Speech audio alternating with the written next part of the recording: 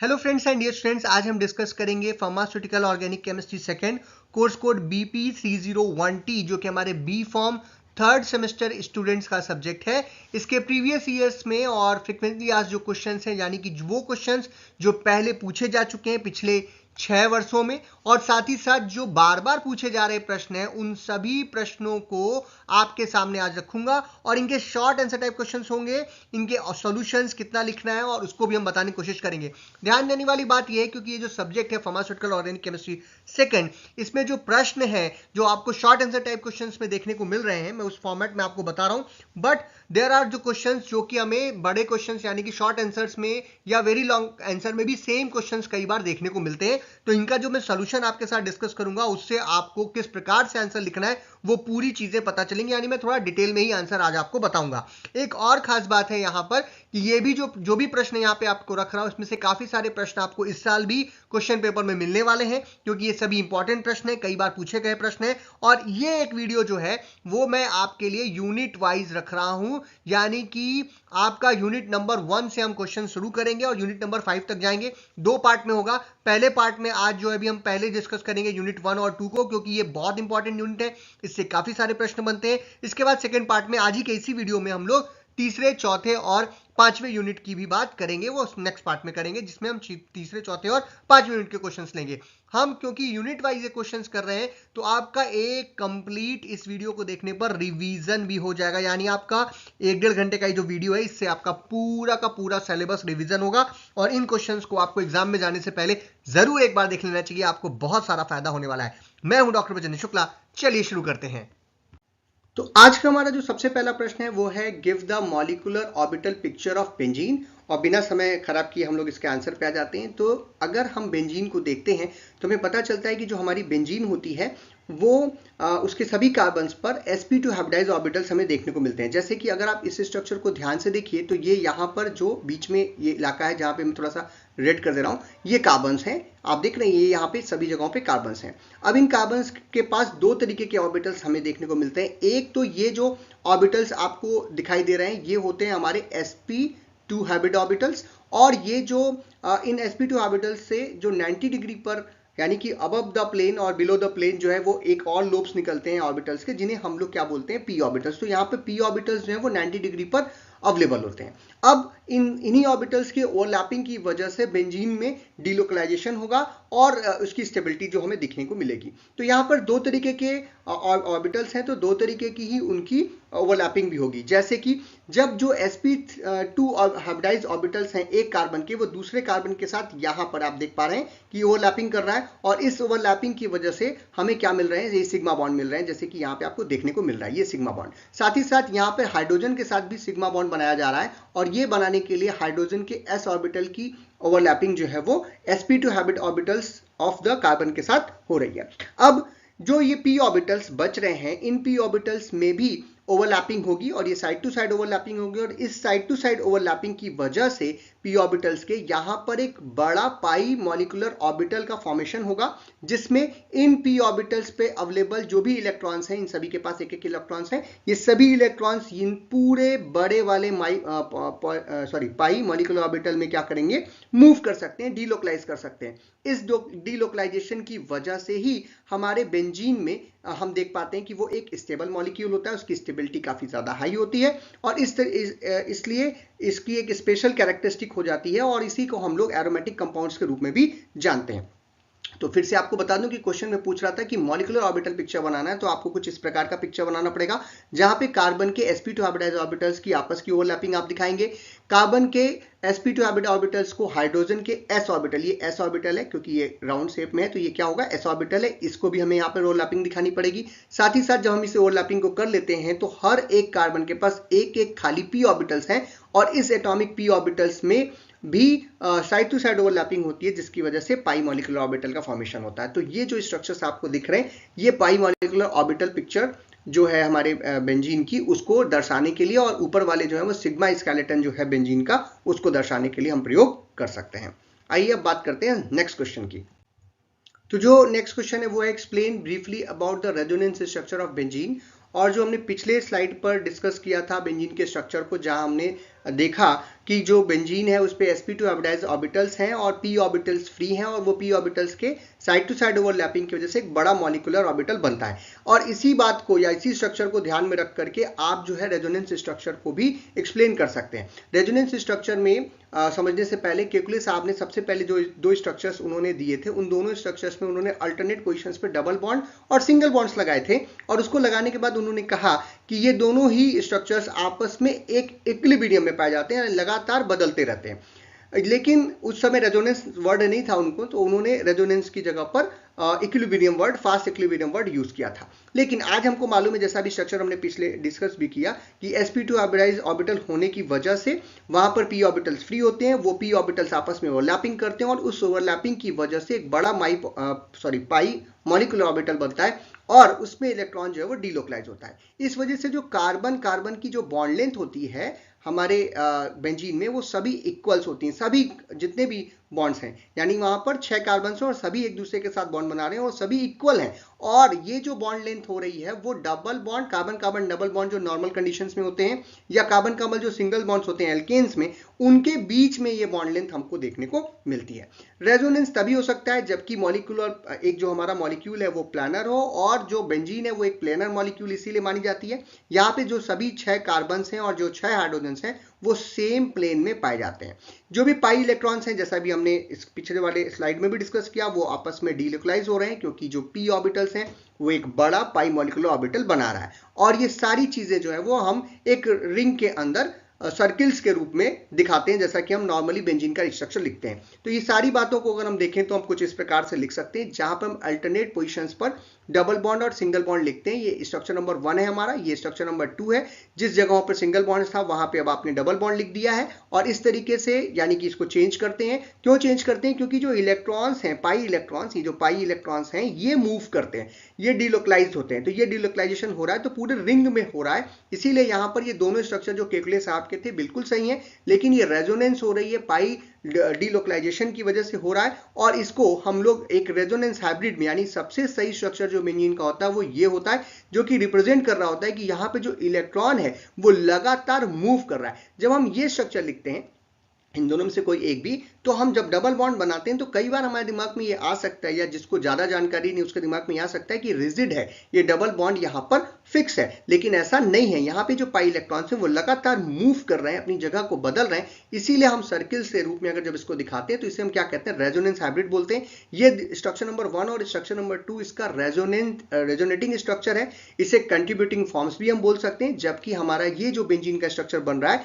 इसे हम लोग रेजोनेंस हाइब्रिड बोलते हैं, जो कि इन दोनों स्ट्रक्चर्स के को सही तरीके से रिप्रेजेंट करता है और इन दोनों के बीच में कहीं लाइक करता है। तो जो सबसे सही स्ट्रक्चर है वो ये रेजोनेंस हाइब्रिड वाला जो स्ट्रक्चर है ये है। तो अब हमारा तीसरा जो प्रश्न है वो है benzene gives which reaction and why. ये प्रश्न ये जानना चाह रहा है कि जो बेंजीन है उसका केमिकल नेचर क्या है और किस प्रकार के केमिकल रिएक्शंस जनरली जो है हमारी बेंजीन या कोई भी एरोमेटिक रिंग जो है वो देती है। तो जो बेंजीन है, जैसा अभी हमने स्ट्रक्चर उसका देखा, उसी स्ट्रक्चर में इसका आंसर छुपा हुआ है इस प्रश्न का। अब आप कहेंगे कि सर उसमें जब उसी में सब छुपा हुआ है तो नए नए प्रश्न क्यों बना रहे हैं? क्योंकि वो जो टॉपिक है स्ट्रक्चर ऑफ बेंजीन, जो सबसे पहला टॉपिक आपके सिलेबस में है, उससे ही उस यूनिट के सभी प्रश्नों का आंसर एक बार में किया जा सकता है। जैसा भी अभी हमने देखा कि जो पाई मॉलिक्यूलर ऑर्बिटल है और उसमें जो इलेक्ट्रॉन डीलोकलाइज हो रहे हैं, इसकी वजह से जब भी कोई रिएजेंट आप अटैक कराते हैं बेंजीन के ऊपर, तो जो इलेक्ट्रोफाइल है it will attack firstly on the carbon ring, because जो कार्बन रिंग है वो आप देखने में, आपको देखिए ये जो कार्बन रिंग होती है हमारी, जो बेंजीन रिंग होती है हमारी, इस बेंजीन रिंग की खास बात यह है कि क्योंकि यहाँ पर इलेक्ट्रॉन का डीलोकलाइजेशन हो रहा है, इस डीलोकलाइजेशन की वजह से ये इलेक्ट्रॉन डिफिशियंट रिंग है। तो जो इलेक्ट्रोफाइल है वो सबसे पहले यहाँ पर अटैक करेगा। ये इलेक्ट्रोफाइल क्या करेगा? सबसे पहले अटैक करेगा। अब इन सभी कार्बन के पास एक एक हाइड्रोजन भी है, हमको ये मालूम है।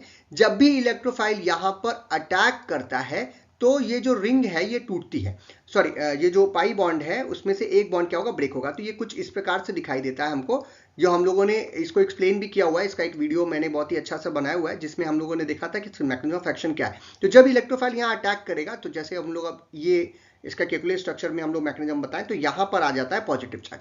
ये पॉजिटिव चार्ज भी क्या होता है, डीलोकलाइज्ड होता चला जाता है, क्योंकि ये जो इलेक्ट्रॉन्स हैं ये क्या करेंगे, यहां मूव करेंगे तो यहां पर डबल बॉन्ड आ जाएगा, पॉजिटिव चार्ज जो है वो आपका यहां चला जाएगा। तो इस तरीके से डीलोकलाइजेशन ऑफ पॉजिटिव चार्ज होता है। अब इस प्रकार से अगर डीलोकलाइजेशन ऑफ पॉजिटिव चार्ज होगा तो जो न्यूक्लियोफाइल है इसको अटैक करने में दिक्कत आएगी, इसका अटैक नहीं हो सकता। जबकि अगर ये रिजिड बॉन्ड होता यानी कि डीलोकलाइजेशन ऑफ पाई इलेक्ट्रॉन ना होता तो न्यूक्लियोफाइल यहां पर आसानी से अटैक करके एडिशन प्रोडक्ट दे देता। लेकिन इस केस में, बेंजीन के केस में, क्योंकि ये जो पॉजिटिव चार्ज है इट इज ऑल्सो डीलोकलाइजिंग, यानी जो कार्बोकैटायन बन रहा है वो स्टेबल है और वो लगातार क्या हो रहा है, आपस में ही सभी डिफरेंट कार्बन्स पर यानी कि ऑर्थो एंड पैरा पोजीशंस पर ये मूव कर रहा है। तो न्यूक्लियोफाइल के लिए इस पर अटैक करने से आसान है कि वो हाइड्रोजन के ऊपर अटैक करे और अपने साथ लेकर के इसको चला जाए। तो जो आपको प्रोडक्ट मिलेगा वो क्या मिलेगा, एक सब्स्टिट्यूशन प्रोडक्ट मिलेगा। और हम ये कह सकते हैं कि सब्स्टिट्यूशन प्रोडक्ट में इलेक्ट्रोफाइल जो है वो हाइड्रोजन एटम को क्या कर रहा है,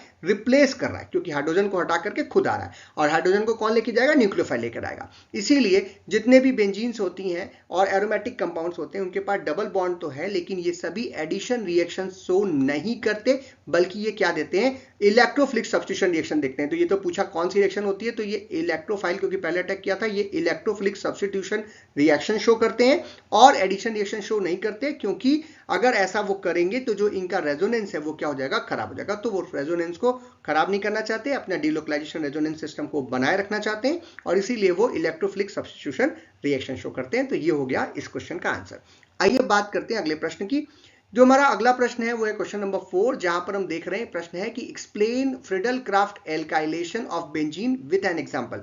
अभी हमने देखा इलेक्ट्रोफिलिक सब्स्टिट्यूशन रिएक्शन होती है बेंजीन्स में और उसी का एक बड़ा ही अच्छा एग्जांपल है फ्रिडल-क्राफ्ट एल्काइलेशन। फ्रिडल-क्राफ्ट रिएक्शन में जनरली AlCl3 से हम रिएक्शन कराते हैं और एल्काइलेशन रिएक्शन जहां होती है वहां पर एल्किल ग्रुप का जुड़ना, यानी बेंजीन पर हम एल्किल ग्रुप को जोड़ेंगे with the help of AlCl3 and this reaction is known as Friedel Craft alkylation.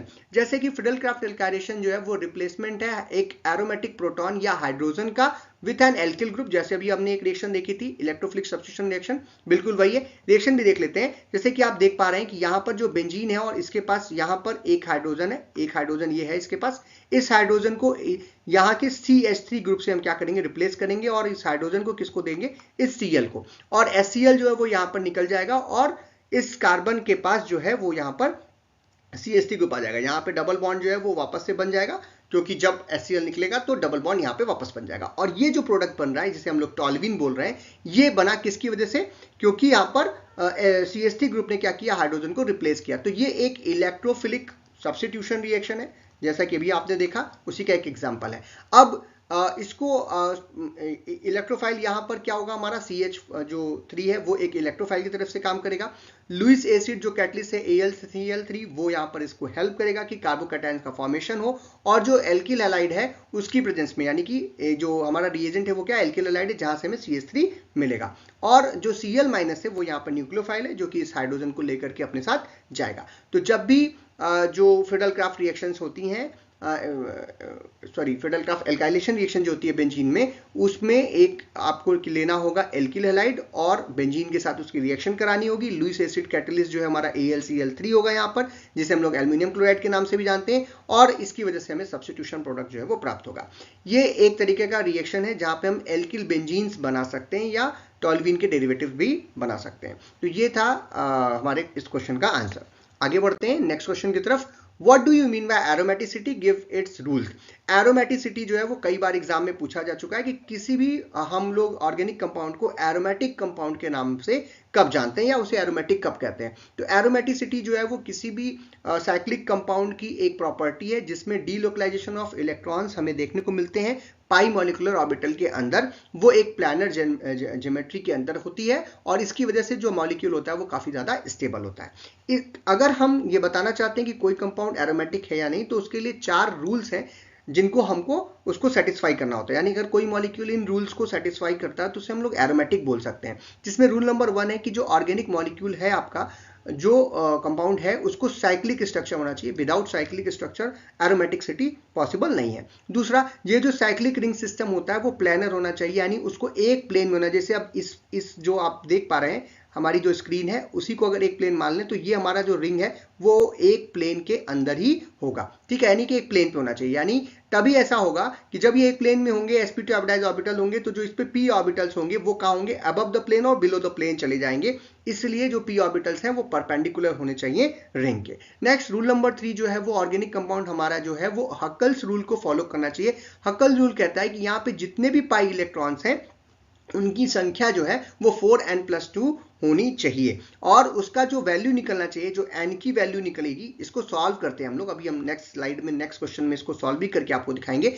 कि वो इंटीजर या नेचुरल नंबर में आना चाहिए, यानी 0 1 2 3 4 आना चाहिए, पॉइंट्स में नहीं आना चाहिए। 1.5 आ रहा है, 1/2 आ रहा है, ये उसका आंसर नहीं आना चाहिए, यानी कि उसको हकल रूल को फॉलो करना चाहिए। और नेक्स्ट जो हमारा रूल नंबर 4 है, जितने भी पाई इलेक्ट्रॉन्स हैं वो सभी कंजुगेशन में होना चाहिए, यानी अल्टरनेट नंबर्स पे डबल बॉन्ड बनने की संभावना हो, यानी एक सिंगल बॉन्ड एक डबल बॉन्ड हो, यानी एक आपको इस तरीके का अगर सिस्टम मिल रहा है तो या उस तरीके का ऑर्गेनिक कंपाउंड मिल रहा है तो उसे हम लोग एरोमेटिक कंपाउंड्स के रूप में जानते हैं और इसी प्रॉपर्टी को हम क्या बोलते हैं, एरोमेटिसिटी बोलते हैं। आगे बढ़ते हैं और अगले प्रश्न में हम आगे, और अगला प्रश्न जो हमारा वो हकल रूल पे ही है, यानी कि define हकल rule with example. हकल rule जो है वो एरोमेटिक कंपाउंड्स को जस्टिफाई करने के लिए, उनको पहचानने के लिए, उनका आइडेंटिफिकेशन करने के लिए यूज किया जाता है। हकल रूल हम लोग तभी यूज करते हैं जब हमें कोई रिंग शेप मॉलिक्यूल्स मिलता है और जो कि एक प्लेन में होता है। नाउ अब जो रिंग शेप हमारा साइक्लिक मॉलिक्यूल है उसको हम बोलते हैं कि उसे हकल रूल फॉलो करना चाहिए, और हकल रूल कहता है कि जो total number of pi electrons होते हैं किसी भी मॉलिक्यूल के अंदर वो 4n+2 फॉर्मूला के बराबर होते हैं। और इसका जो वैल्यू हमको फिर ये लाइन है, हकल रूल क्या है कि किसी भी ऑर्गेनिक कंपाउंड में जितने भी हमारे पाई इलेक्ट्रॉन्स होते हैं उनका मान कितना होना चाहिए, 4n+2 होना चाहिए। अब ये जो n है ये हमको निकालना पड़ता है। कई बार लोग 4n+2 लिख करके बोलते हैं कि ये 1 2 3 4 हो गया, नहीं, इसको हमको कैलकुलेट करना पड़ता है। और जब भी हम इसको कैलकुलेट करते हैं तो जो उसकी वैल्यू आनी चाहिए वो पॉजिटिव वैल्यू आनी चाहिए और इंटीजर आना चाहिए, उसमें पॉइंट्स या वो पार्ट पे नहीं आना चाहिए। तो आइए हम एक बार एक एग्जाम्पल लेकर करते हैं कि अगर हम 4n+2 रूल अप्लाई करते हैं तो हम जितने भी पाई इलेक्ट्रॉन्स हैं उनके नंबर्स को क्या करते हैं, गिनते हैं। और इनको गिनने के बाद बेंजीन का जैसे एग्जांपल ले लें तो बेंजीन में जितने भी पाई इलेक्ट्रॉन्स हैं, यानी जितने भी पी ऑर्बिटल्स हैं, उन सभी के इलेक्ट्रॉन्स को हम लोग क्योंकि वो पाई बॉन्ड बनाते हैं इसीलिए उनको हम लोग पाई इलेक्ट्रॉन बोल रहे हैं। तो इन सभी में एक एक इलेक्ट्रॉन्स हैं, यानी यहाँ पर टोटल कितने इलेक्ट्रॉन्स हैं, 6 पाई इलेक्ट्रॉन्स हैं, तो हमें गिनना है। इसके बाद फिर हम इसे 4n+2 में रख करके सॉल्व करते हैं। कैसे रखेंगे, आपने कहा कि जितने भी पाई इलेक्ट्रॉन्स उनका मान 4n+2 होना चाहिए, तो हमने कहा 4n+2 इज इक्वल टू 6। 6 क्या है, पाई इलेक्ट्रॉन्स यहाँ पर अवेलेबल है। इसको आप मैथमेटिक्सली सॉल्व कर लीजिए, तो यहां से 2 इधर जाएगा जो कि माइनस हो जाएगा, तो 6 में से 2 गए, बचा 4,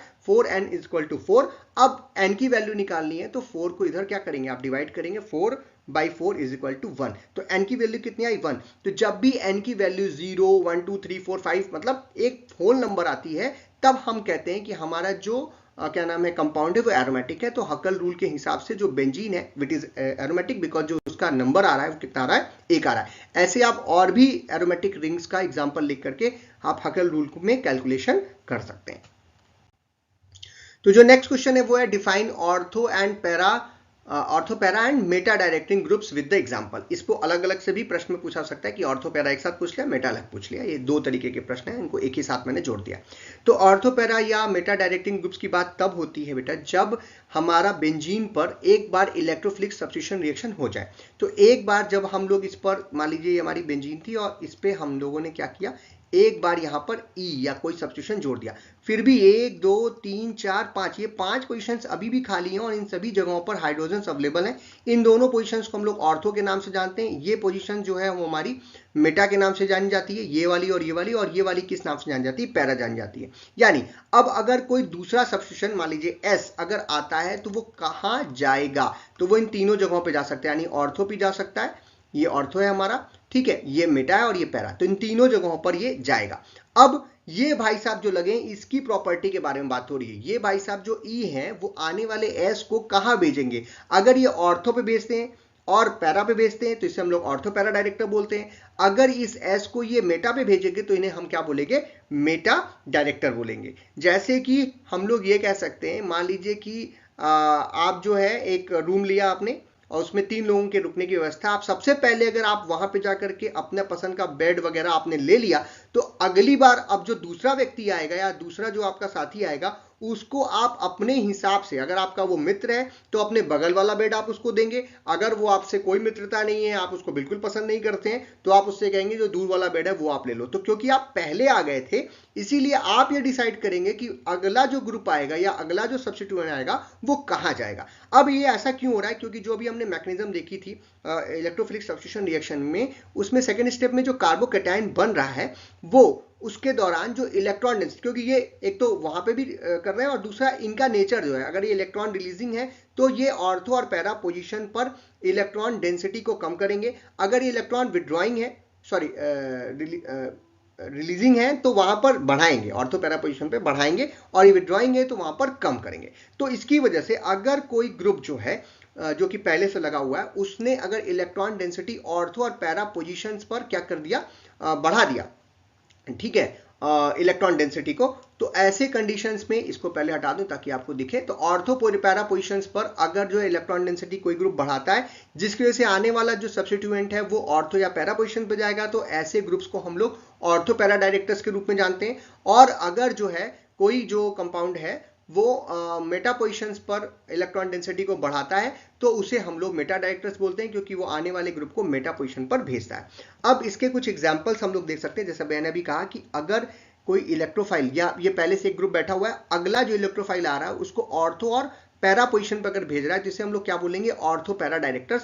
इसके जो एग्जांपल्स हैं वो है NH2 ग्रुप है, यानी कितने भी अमीन्स हैं, NH2 हो या प्राइमरी अमीन हो, सेकेंडरी अमीन हो, जो भी अमीन ग्रुप हैं वो सारे के सारे हमारे क्या हैं, आपके ऑर्थो पैरा डायरेक्टर्स होते हैं। इसके साथ जो हाइड्रोक्सी ग्रुप होता है हमारा, या एल्कोक्सी ग्रुप होता है हमारा, थायो ग्रुप होता है, थायोल ग्रुप जो होता है हमारा, जो Cl है, F है, Br, यानी जितने भी हेलोजेंस हैं, ये सभी, CH3 है, ये सभी क्या है, हमारे ऑर्थो पैरा डायरेक्टर्स होते हैं। मेटा डायरेक्टर्स की बात करें तो जब ये पहले लगे होते हैं तो ये मेटा पोजीशन पर इलेक्ट्रॉन डेंसिटी को बढ़ाते हैं, जिसकी वजह से इलेक्ट्रॉन जो है वो या जो हमारा अगला इलेक्ट्रोफाइल है वो कहाँ आएगा, मेटा पोजीशन पे आएगा। ये क्या कर रहे होते हैं, देखिए ये करते क्या है कि ये होते हैं इलेक्ट्रॉन, क्या नाम है, रिलीजिंग, ये इलेक्ट्रॉन को रिलीज करते हैं ये ग्रुप, जिसकी वजह से इलेक्ट्रॉन्स यहाँ पर डेंसिटी जो है इन पोजीशंस पर बढ़ जाती है। अगला जो सब्स्टिट्यूएंट आएगा वो क्योंकि इलेक्ट्रोफाइल है और पहले से ही अगर यहाँ पे नेगेटिव चार्ज रहेगा तो ये जो इलेक्ट्रोफाइल है वो आसानी से इन जगहों पर अटैक कर सकता है। But in the case of this,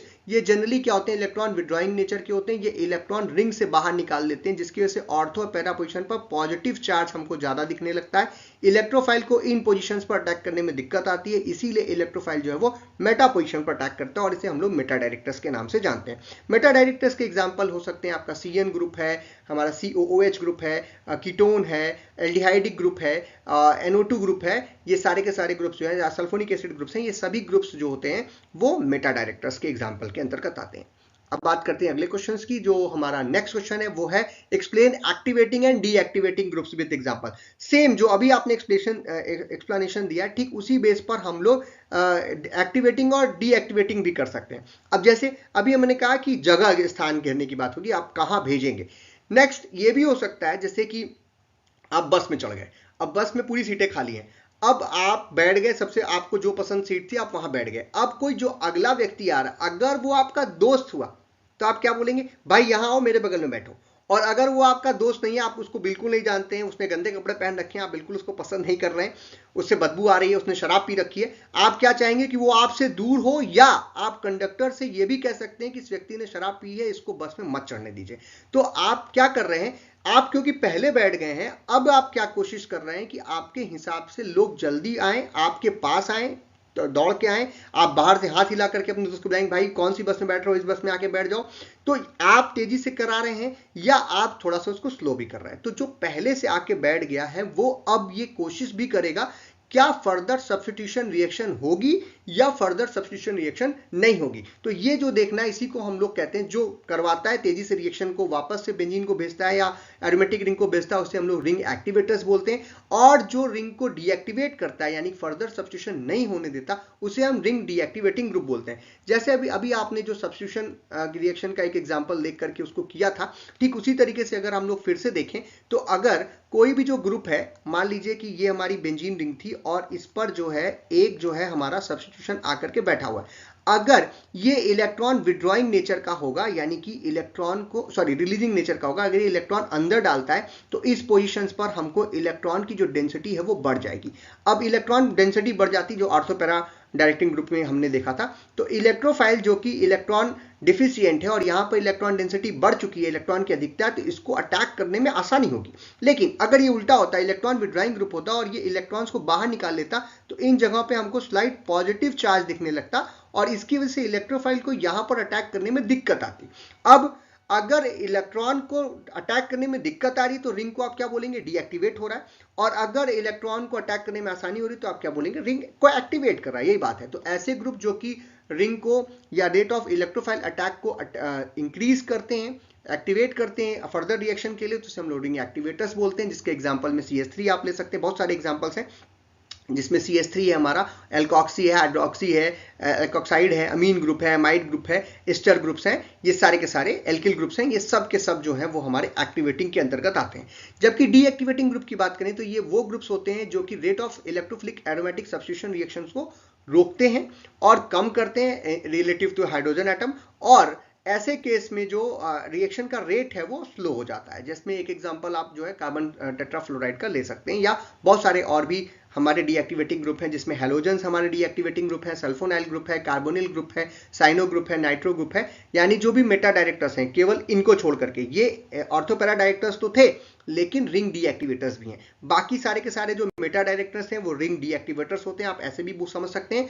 और हैलोजेंस को छोड़ करके बाकी जितने भी ऑर्थो पैरा डायरेक्टिंग ग्रुप होते हैं वो रिंग एक्टिवेटर्स होते हैं, आप इस तरीके से भी इसको लिख सकते हैं। तो नेक्स्ट क्वेश्चन इसी बात पे बनता है कि वो कौन सा ऑर्थो पैरा डायरेक्टर ग्रुप है। जो नेक्स्ट क्वेश्चन है हमारा वो रिंग डीएक्टिवेटर है। यानी ऑर्थो पैरा डायरेक्टर ग्रुप अभी हमने कहा कि वो रिंग को जनरली एक्टिवेट करते हैं, क्योंकि वो ऑर्थो और पैरा पोजीशन पर इलेक्ट्रॉन डेंसिटी को बढ़ा रहे होते हैं। यानी सिंपली कहें तो रिंग पर इलेक्ट्रॉन डेंसिटी को वो बढ़ा रहे होते हैं। लेकिन फिर भी एक ऐसा ऑर्थो पैरा डायरेक्टिंग ग्रुप है जो कि रिंग डीएक्टिवेटर होता है, और वो कौन है, तो वो सारे के सारे हमारे होते हैं हैलोजेंस। बिकॉज हैलोजेंस के पास खुद का एक लोन पेयर इलेक्ट्रॉन होता है, जिसकी वजह से वो उस लोन पेयर ऑफ इलेक्ट्रॉन को, जिसको हम नॉन बॉन्डिंग इलेक्ट्रॉन पेयर बोलते हैं, जैसे क्लोरीन है तो इसके पास एक नॉन बॉन्डिंग इलेक्ट्रॉन पेयर्स होते हैं, और ये जो नॉन बॉन्डिंग इलेक्ट्रॉन पेयर हैं ये रिंग के अंदर वो क्या करता है, डाल देता है। अब इसकी वजह से जो रिंग पर इलेक्ट्रॉन की जो एक्टिविटी जो डेंसिटी है थोड़ी सी बढ़ती है और वो ऑर्थो और पैरा पोजीशंस बढ़ती है, जिसकी वजह से इलेक्ट्रोफाइल आसानी से अटैक करता है और उन पोजीशंस पे जाता है, ऑर्थो एंड पैरा पोजीशन पे जाता है। लेकिन उसी समय पर ये जो हमारी बेंजीन ये जो क्लोरो या कोई भी हैलोजन जो होता है वो इलेक्ट्रोनेगेटिविटी इसकी बहुत हाई होती है, इसीलिए ये पहले तो रिंग में इलेक्ट्रॉन डालता है थोड़े समय के लिए और तुरंत फिर वापस भी निकाल लेता है। और जो इसका इंडक्टिव इफेक्ट, इसे हम लोग क्या बोलते हैं, इंडक्टिव इफेक्ट, इसका जो इंडक्टिव इफेक्ट होता है वो इसके इलेक्ट्रोमैग्नेटिक इफेक्ट से ज्यादा तेज होता है, जिसकी वजह से ये रिंग को डीएक्टिवेट करता है, बिकॉज ये इलेक्ट्रॉन डेंसिटी को कम करता है। इलेक्ट्रॉन डेंसिटी अगर बढ़ाएगा तो कहां बढ़ाएगा, ऑर्थो और पैरा पोजीशन पे ही बढ़ाएगा। लेकिन क्योंकि ये इंडक्टिव इफेक्ट में उस इलेक्ट्रॉन को वापस भी खींच लेता है, इस वजह से रिंग को एक्टिवेशन होने में या रिंग को फर्दर सब्स्टिट्यूशन जाने में दिक्कत आती है। इसीलिए जितने भी हैलोजेंस होते हैं वो रिंग डीएक्टिवेटर्स होते हैं, जबकि वो ऑर्थो पैरा डायरेक्टर्स होते हैं। तो ये इसका आंसर हो जाएगा। Next question is benzene undergo electrophilic substitution reaction rather than electrophilic addition reaction. अभी हमने देखा कि जो हमारी बेंजीन होती है वो इलेक्ट्रोफिलिक सब्स्टिट्यूशन रिएक्शन देती है, इलेक्ट्रोफिलिक एडिशन रिएक्शन नहीं देती। ऐसा क्यों होता है ये पूछ रहा है। तो आपके ऑप्शंस हैं resonance stabilization of reaction product, या फिर stability of intermediate carbocations, C both A और बी सही है, या डी कोई भी सही नहीं है। तो ये एक मैं जानबूझ के इस प्रश्न को डाल दिया क्योंकि कई बार ऑप्शनल क्वेश्चन भी आ सकते हैं 2 नंबर में, और ये क्वेश्चन जो है हमने इसको एक्सप्लेन किया पीछे, तो ये एक काफी अच्छा प्रश्न है, क्योंकि जो हमारा प्रोडक्ट बनता है उसको रेजोनेंस स्टेबलाइजेशन वहां होना चाहिए, अभी हमने देखा भी, और वो क्या नाम है उसका जो रेजोनेंस है वो खराब नहीं होनी चाहिए, चाहे वो प्रोडक्ट बना हो, चाहे वो रिएक्टेंट के रूप में बेंजीन थी तब भी, तो इसको बचाना चाहता है, यानी ये बात सही है। साथ ही साथ ऐसा क्यों हो रहा है कि वो एडिशन नहीं कर पा रहा है या न्यूक्लियोफाइल अटैक क्यों नहीं कर पा रहा है, क्योंकि जो कार्बोकैटायन बन रहा है वो काफी ज्यादा स्टेबल बन रहा है, वहां पर जो पॉजिटिव चार्ज आ रहा है वो डीलोकलाइज हो रहा है। तो यानी कि ये दोनों बातें, ये वाली बात जो है आपकी, ये बात भी सही है, ऊपर वाली बात भी सही है और नीचे वाली बात भी सही है, इसीलिए जो आंसर होगा हमारा वो होगा C, that is both A and B is correct. ठीक है, तो ये हो गया हमारा question number 10। Now question number 11 पूछ रहा है write the limitation of Friedel Craft acylation जैसे भी फ्रीडल-क्राफ्ट एल्काइलेशन आपने देखा, बिल्कुल उसी तरीके से फ्रीडल-क्राफ्ट एसाइलेशन भी होता है। AlCl3 की प्रेजेंस में एसाइल ग्रुप का जुड़ना ही क्या कहलाता है? फ्रीडल-क्राफ्ट एसाइलेशन कहलाता है। जैसे कि फ्रीडल-क्राफ्ट एसाइलेशन रिएक्शंस में कोई भी एसाइल ग्रुप जो होता है वो एक एरोमेटिक रिंग के ऊपर जुड़ता है, यानी कि RCO ग्रुप जो है वो जुड़ रहा है, और ये हमेशा एक एसिड क्लोराइड की प्रेजेंस में रिएक्शन को कराते हैं। अगर हम लोग एल्किल हैलाइड की प्रेजेंस में करते हैं तो वो एल्काइलेशन कहलाता है, और अगर हम एसिड क्लोराइड की प्रेजेंस में करते हैं तो उसे हम लोग एसाइलेशन के नाम से देते हैं। और जो कैटलिस्ट यूज करते हैं वो एल्यूमिनियम ट्राइक्लोराइड, जो हमारा AlCl3 है वही हम लोग यहाँ पे यूज करते हैं। अब जो ये रिएक्शन है उसको इस तरीके से हम लिख सकते हैं, यहाँ पर बेंजीन रिंग है, इस पे एक हाइड्रोजन है यहाँ पे, और इस हाइड्रोजन को क्या करना है? रिप्लेस करना है। तो RCO जो है वो इसको रिप्लेस करेगा, और X जो है वो इस हाइड्रोजन को लेकर के यहाँ से चला जाएगा, HX निकल करके निकल जाएगा। X में कोई भी हैलोजन हो सकता है, जैसे कि Cl Br ATC। और ये जो रिएक्शन बन रही है एसाइलेशन हो गया, क्योंकि एसाइल ग्रुप जो है वो जुड़ रहा है हमारे बेंजीन पर, इसी को हम लोग बोलते हैं फ्रीडल-क्राफ्ट एसाइलेशन। अब इस रिएक्शन के कुछ लिमिटेशंस हैं, यानी ये रिएक्शन हम हमेशा नहीं करा सकते। अब इसमें हमेशा जो है हमें कीटोन्स ही मिलते हैं, हम यहाँ पर एल्डिहाइड नहीं बना सकते, यानी एरोमेटिक कीटोन्स तो बन सकते हैं, एरोमेटिक एल्डिहाइड नहीं बन सकते। क्यों?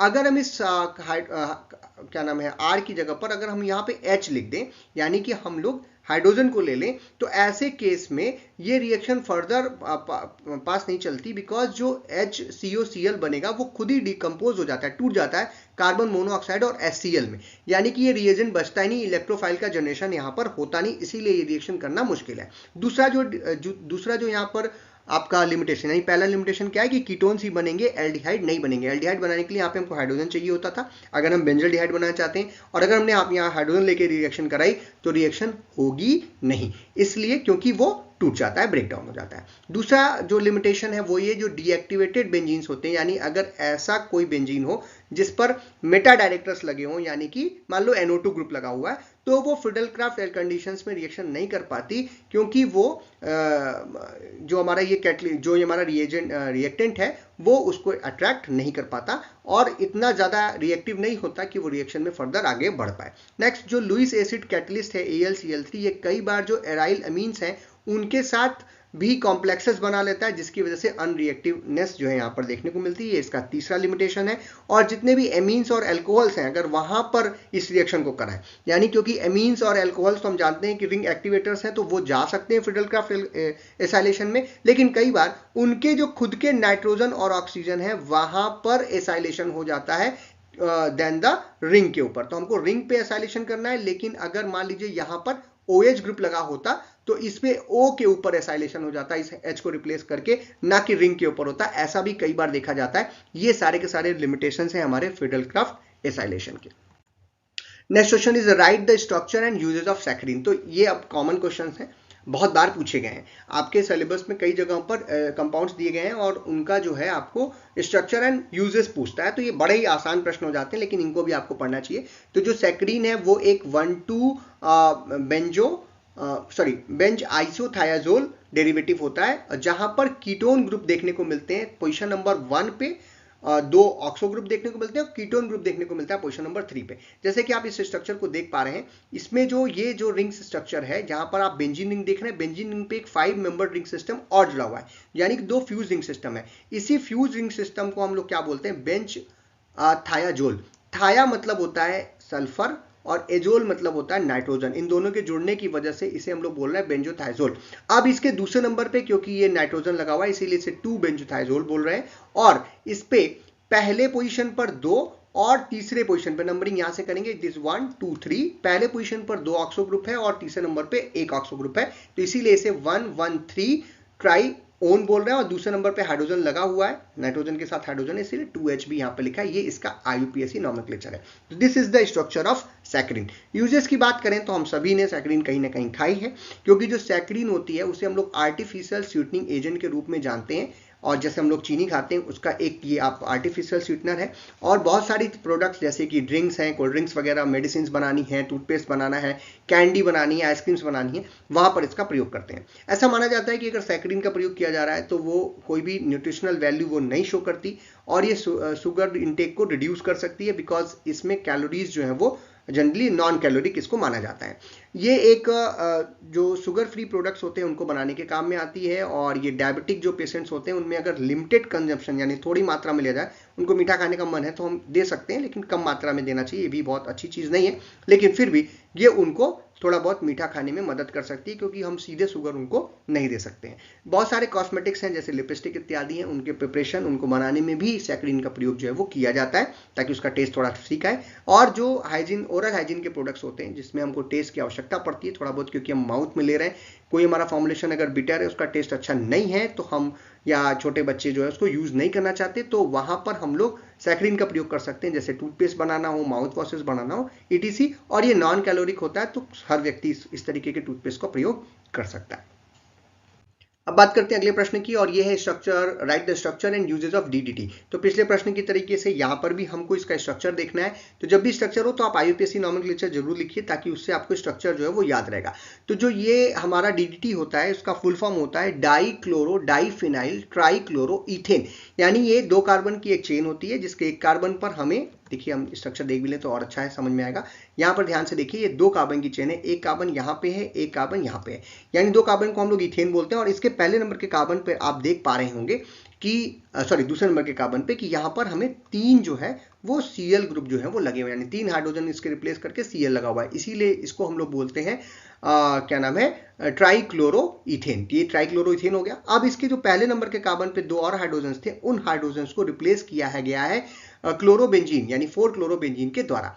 अब इसी की वजह से इसे हम लोग डाईक्लोरो डाईफिनाइल, ये 2, एक इस पे भी क्लोरो लगा हुआ है, इस पे भी लगा हुआ है, तो 2 बार लगा, इसलिए डाईक्लोरो वर्ड का प्रयोग हुआ। दोनों फिनाइल ग्रुप लगे हुए हैं, इसलिए 2-फिनाइल ट्राईक्लोरो इथेन या डीडीटी के नाम से इसको जानते हैं। ये एक इंसेक्टिसाइड और एग्रीकल्चर में यूज किए जाने वाला प्रोडक्ट है। अब तो कम यूज होता है, पहले बहुत ज्यादा यूज होता था। इसका IUPAC नॉमेनक्लेचर की बात करें तो इसे हम कहते हैं 1-1-। ये इसको बोल रहा है, इसकी नंबरिंग यानी इस रिंग की नंबरिंग अगर आप करते हैं तो 1 2 3 4 से कर रहे हैं, और इसकी नंबरिंग जो कर रहे हैं वो 1-2- से कर रहे हैं, इसीलिए 1 और 1- बिश का मतलब हो गया 2 बार है, इसीलिए बिश शब्द का प्रयोग किया गया। इसके इस कार्बन पर यानी पहले नंबर के कार्बन पर यानी क्या क्या है जुड़ा हुआ है, ये इसकी नंबरिंग जो ये जुड़ा हुआ है, इसकी नंबरिंग इधर से करेंगे 1-2। दूसरे नंबर पे 3 क्लोरो ग्रुप है, तो बोल रहे हैं 2-2-2 ट्राईक्लोरो इथेन। कहां जुड़ा हुआ है, पहले नंबर से, तो इसीलिए 1-1 डाईआइल 4-क्लोरोबेंजीन, क्योंकि ये अगर इसकी नंबरिंग आप कर रहे हो 1 2 3 4, तो ये यहाँ पर भी 4 आ रहा है और ये भी 4 ही आएगा, तो ये 4 पोजीशंस पर हमको क्लोरो ग्रुप दिख रहा है, इसीलिए इसे हम बोल रहे हैं 1-1-1-2-2-2 ट्राईक्लोरोइथेन 1-1 डाईआइल बिस 4-क्लोरोबेंजीन। ये इसका IUPAC नाम हो गया। अब बात करते हैं इसके यूजेस की। तो ये मोस्ट इंपॉर्टेंट यूज जो डीडीटी का है वो एक इंसेक्टिसाइड के तरीके से यूज होता है। 1950 से लेकर के 1980 तक डीडीटी को बहुत ज्यादा यूज किया गया एग्रीकल्चर में एज ए इंसेक्टिसाइड, बट आगे चल करके देखा गया कि ये इन्वायरमेंट और ह्यूमन हेल्थ के लिए अच्छा नहीं है, इसमें नेगेटिव इंपैक्ट शो करता है ये इन्वायरमेंट के ऊपर और ह्यूमन हेल्थ के ऊपर, इसीलिए काफ़ी सारी देशों में इसको बैन भी किया गया और इसके यूज़ को लिमिटेड करने की बात भी जो है वो की गई है। ये जो है जो सोडियम चैनल है न्यूरॉन्स ऑफ इंसेक्ट में, वहाँ पर जाकर के एक्ट करता है, जिसकी वजह से इंसेक्ट को जान से मार देता है। साथ ही साथ इसको अगर हम लोग स्प्रेड करें ऐसी जगहों पर जहाँ पे मच्छर इत्यादि हो सकते हैं, तो ये मलेरिया और टाइफस जैसे बीमारियों को स्प्रेड होने में भी से रोकने में, स्प्रेड होने में नहीं, स्प्रेड होने से रोकने में मदद करता है हमारा डीडीटी। तो ये एक इंसेक्टिसाइड के रूप में जनरली यूज किया जाता है। आगे बढ़ते हैं और नेक्स्ट क्वेश्चन की तरफ बढ़ते हैं। जो हमारा नेक्स्ट क्वेश्चन है वो है structure and uses of BHC।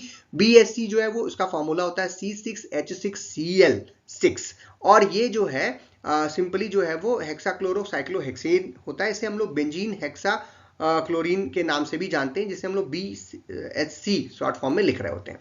यह एक पॉली हेलोजिनेटेड ऑर्गेनिक कंपाउंड होता है।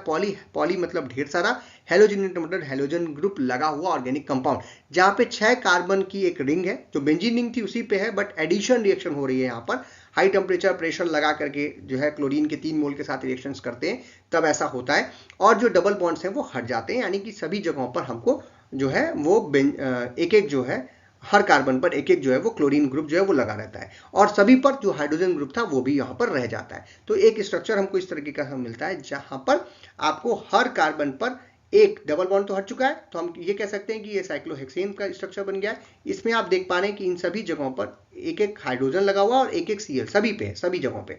और ये जो स्ट्रक्चर बन रहा है इसीलिए इसको बोल रहा है 1 2 3 4 5 6, सब पे ही है, इसीलिए 1 2 3 4 5 6 हेक्सा, 6 है इसलिए हेक्सा क्लोरोसाइक्लोहेक्सेन, ये इसका IUPAC नॉमेनक्लेचर है। यूजेस की बात करें तो ये बेंजीन हेक्सा क्लोराइड जिसको हम बोलते हैं, बेंजीन हेक्सा क्लोराइड को शॉर्ट फॉर्म में BHC बोल रहे होते हैं, और ये एक इंसेक्टिसाइड के तरीके से यूज किया जाता है क्रॉप्स में, फॉरेस्ट में, for the seed treatment.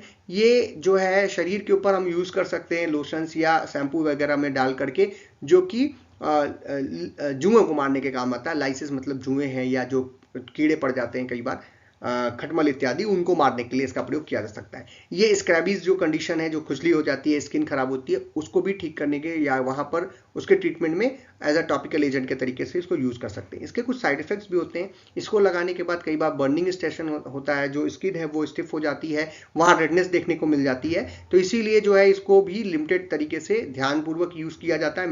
Medicated जो शैम्पूज हैं, मेडिकेटेड जो लोशंस हैं, वहां पर हम BHC का प्रयोग करते हैं जुए इत्यादि को मारने के लिए। Next question is why phenol is acidic in nature. तो अगर अब इसके आंसर की बात करें, सीधे तेजी में आके बात करते हैं, तो जब भी फिनॉल जो होता है, फिनॉल पहले तो है क्या वो जान लीजिए। फिनॉल जो है वो बेंजीन रिंग के ऊपर OH ग्रुप लगा, यानी एक हाइड्रोजन को रिप्लेस करके हाइड्रोक्सी ग्रुप लगा हो, तो इस स्ट्रक्चर को हम फिनॉल बोलते हैं। जब भी इस फिनॉल को आप पानी में डिसॉल्व करते हैं तो ये यहां से O को तो अपने साथ पकड़ के रखता है, लेकिन इस हाइड्रोजन को क्या करता है, रिलीज करता है। जब ये हाइड्रोजन को रिलीज करता है तो इसके साथ ही क्या बनाता है, फिनॉक्साइड आयन बनाता है। तो हमें मालूम है कि कोई भी कंपाउंड या कोई भी सब्सटेंस अगर वाटर में डिसॉल्व करने पर हाइड्रोजन आयन या प्रोटॉन प्रदान करता है तो उसे हम क्या बोलते हैं, एसिड बोलते हैं। तो ये भी क्योंकि एसिड है, क्योंकि ये हाइड्रोजन आयन छोड़ रहा है और एक फिनॉक्साइड आयन बना रहा है। अब बात यह है कि ये एसिडिटी को कैसे मेंटेन करता है। अब जैसे कि ये निगेटिव बना तो तुरंत वापस इसको ले भी सकता है, लेकिन ये वापस इसको तुरंत नहीं लेता, क्योंकि जो फिनॉक्साइड आयन है इट इज स्टेबल।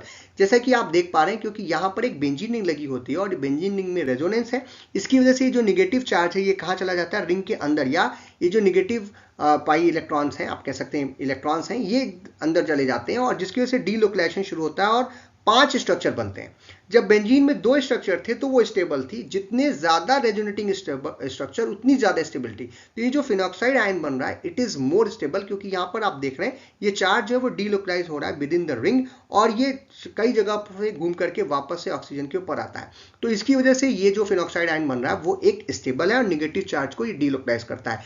अब इस डीलोकलाइजेशन की वजह से हाइड्रोजन को छोड़ना इसके लिए आसान है। अगर कोई भी कंपाउंड हाइड्रोजन को छोड़ रहा है तो वो क्या होगा, एसिडिक होगा। इसीलिए फिनॉल जो होता है वो एसिडिक इन नेचर होता है। Next question is write 2 qualitative test for the phenol. तो फिनॉल के लिए 2 आपको क्वालिटेटिव टेस्ट लिखने हैं। वैसे कई सारे टेस्ट हैं, जिसमें ब्रोमीन वाटर टेस्ट है, फेरिक क्लोराइड टेस्ट है, हम लोग लिटमस पेपर टेस्ट भी फिनॉल के लिए करते हैं, बहुत सारे टेस्ट हैं। तो उसमें से हमारा एक है हमारा फेरिक क्लोराइड टेस्ट, जिसमें हम लोग जो फिनॉल या हमारा जो भी सैंपल है उसको लेकर के हम लोग फिफ्थली प्रिपेयर्ड फेरिक क्लोराइड के सोल्यूशन में उसको डालते हैं और कलर्ड कॉम्प्लेक्सेस हमको मिलते हैं, डिफरेंट टाइप के कलर्स मिलते हैं। जनरली ब्लू कलर मिलता है। अगर फिनॉल है, रिसोर्सिनॉल है, ऑर्थोक्रिसॉल है या पैराक्रिसॉल है तो वो वायलेट या ब्लू कलरेशन हमको प्रदान करता है और उसी को हम लोग फेरिक क्लोराइड टेस्ट बोलते हैं। दूसरा जो हमारा टेस्ट है वो ब्रोमीन वाटर टेस्ट है। अगर फिनॉल को हम लोग इलेक्ट्रोफिलिक सब्स्टिट्यूशन रिएक्शन ब्रोमीन के साथ कराते हैं, ब्रोमीन वाटर के साथ कराते हैं, तो ब्रोमीन जो है वो ब्राउन कलर की होती है। तो वहां पर फिनॉल रिएक्शन करती है, ब्रोमीन वहां पर जो है सब्स्टिट्यूशन रिएक्शन करेगी और जिसकी वजह से जो है ट्राई ब्रोमोफिनॉल जो है वो हमको मिलेगा, क्योंकि 3 पोजीशंस पर ब्रोमीन जो है जुड़ जाएगी। Br जो है वो ऑर्थो पैरा डायरेक्टिंग ग्रुप है, हमने पहले ही देखा था। तो 3 पोजीशन जो है ऑर्थो और आपका पैरा, इन दोनों जगहों पर भी ब्रोमीन जुड़ जाएगी और आपको ट्राई ब्रोमोफिनॉल मिलेगा। जिसकी वजह से क्योंकि ब्रोमीन एडिशन हो रही है इसीलिए ब्रोमीन जो है वो खत्म हो रही है और ब्रोमीन का जो ब्राउन कलर है वो उड़ जाता है। तो जब भी आप ब्रोमीन वाटर टेस्ट करेंगे, यानी ब्रोमीन के सोल्यूशन में आप अगर फिनॉल डालोगे, अगर वो फिनॉल है, अगर आप सैंपल डालोगे अगर वो फिनॉल है, तो ब्रोमीन का जो ब्राउन कलर था वो क्या हो जाएगा, गायब हो जाएगा। और यही उसकी पहचान है और इस तरीके से हम लोग क्वालिटेटिव टेस्ट जो है फिनॉल का परफॉर्म करते हैं। नेक्स्ट आगे बढ़ते हैं नेक्स्ट क्वेश्चन की तरफ। Describe the structure and uses of phenol. तो ये बड़ा ही सिंपल सा एक प्रश्न है जहां पर आपको स्ट्रक्चर बताना है फिनॉल का और उसके यूजेज बताने। अभी अभी हमने स्ट्रक्चर देखा था फिनॉल का।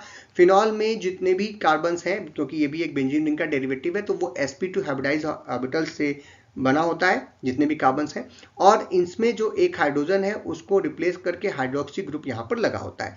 यहाँ पर जो 6 अनहाइब्रिडाइज्ड जो हमारे रिंग सिस्टम है उस पे जो अनहाइब्रिडाइज पीजेड, यानी कि यहाँ पर सभी के पास एक एक पी ऑर्बिटल्स हैं और वो अनहाइब्रिडाइज हैं, उनके डीलोकलाइजेशन की वजह से यहाँ पर हमको एक जो है पाई मॉलिक्यूलर ऑर्बिटल देखने को मिलता है। जो कार्बन ऑक्सीजन और हाइड्रोजन की बॉन्ड एंगल होती है वो 109 होती है, जो कार्बन ऑक्सीजन की जो बॉन्ड लेंथ होती है वो 136 पिकोमीटर के रूप में हमको देखने को मिलती है।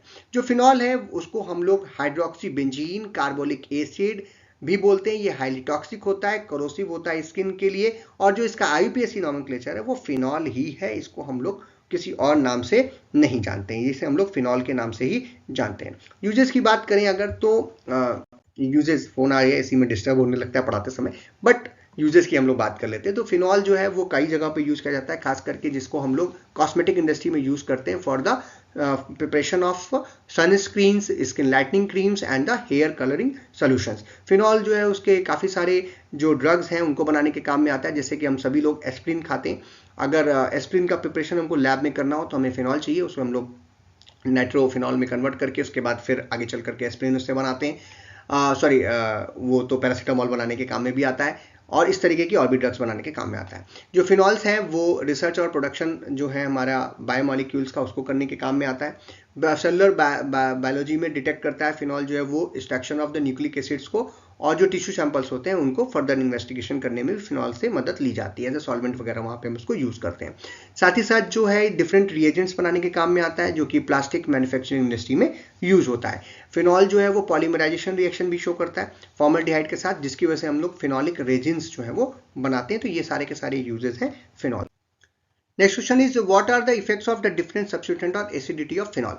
अभी हमने एसिडिटी ऑफ फिनॉल देखी थी और हमने कहा कि कोई भी कंपाउंड जो है फिनॉल जो है वो एसिडिटी इसलिए शो करता है क्योंकि वो एक स्टेबल फिनॉक्साइड आयन बनाता है और हाइड्रोजन आयन को छोड़ना उसके लिए आसान होता है। अब फिनॉक्साइड आयन जो बनता है वो आपस में ही उसके कई सारे रिलेटिंग स्ट्रक्चर बनते हैं, वो नेगेटिव चार्ज जो ऑक्सीजन के ऊपर है उसको डीलोकलाइज करता है, इसकी वजह से हाइड्रोजन आयन को छोड़ना आसान है। अब ऐसा कोई ग्रुप आप लगा दीजिए, जैसे इलेक्ट्रॉन विड्रॉइंग ग्रुप लगा दीजिए, अगर उसी फिनॉल रिंग पर, आइए इसको देख भी लेते हैं।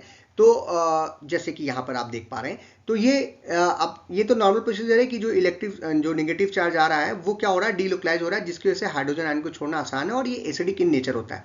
अब अगर इस पोजीशन पर अगर हम कोई इलेक्ट्रॉन विड्रॉइंग ग्रुप लगा दें, ऐसा ग्रुप लगा दें जो इलेक्ट्रॉन को बाहर इस रिंग से बाहर की तरफ खींचता है, अपनी तरफ खींचता है, तो इसको अंदर डालना और आसान हो जाएगा, बिकॉज इस रिंग से इलेक्ट्रॉन अगर बाहर खींचा जाएगा तो यहां से नेगेटिव चार्ज और तेजी से अंदर जाएगा, जिसकी वजह से जितने भी इलेक्ट्रॉन विड्रॉइंग ग्रुप होते हैं वो जो एसिडिटी है फिनॉल की उसको क्या करते हैं, इंक्रीज कर देते हैं। नेक्स्ट, अगर देखा जाए पोजिशन की, तो अगर ये ऑर्थो पोजिशन पर और मेटा पोजिशन पर लगे हों, ऑर्थो और पैरा पोजिशन पर लगे हों इलेक्ट्रॉन विड्रॉइंग ग्रुप, तो ये एसिडिटी को और अच्छे से इंक्रीज करते हैं। नेक्स्ट, अगर हम बात करें ऐसे ग्रुप्स की जो कि इलेक्ट्रॉन रिलीजिंग नेचर के हों, यानी कि जो इलेक्ट्रॉन के मतलब अपने से खुद के इलेक्ट्रॉन्स को वो क्या कर रहे हो, रिंग सिस्टम के अंदर डालते हो, तो अगर ये अलग इलेक्ट्रॉन डाल रहा होगा तो यहाँ से ऑक्सीजन को इलेक्ट्रॉन रिंग सिस्टम के अंदर डिलोकलाइज करने में दिक्कत आएगी, यानी ये क्या करेंगे, रोकेंगे, जिसकी वजह से जो एसिडिटी होगी वो आपकी क्या हो जाएगी,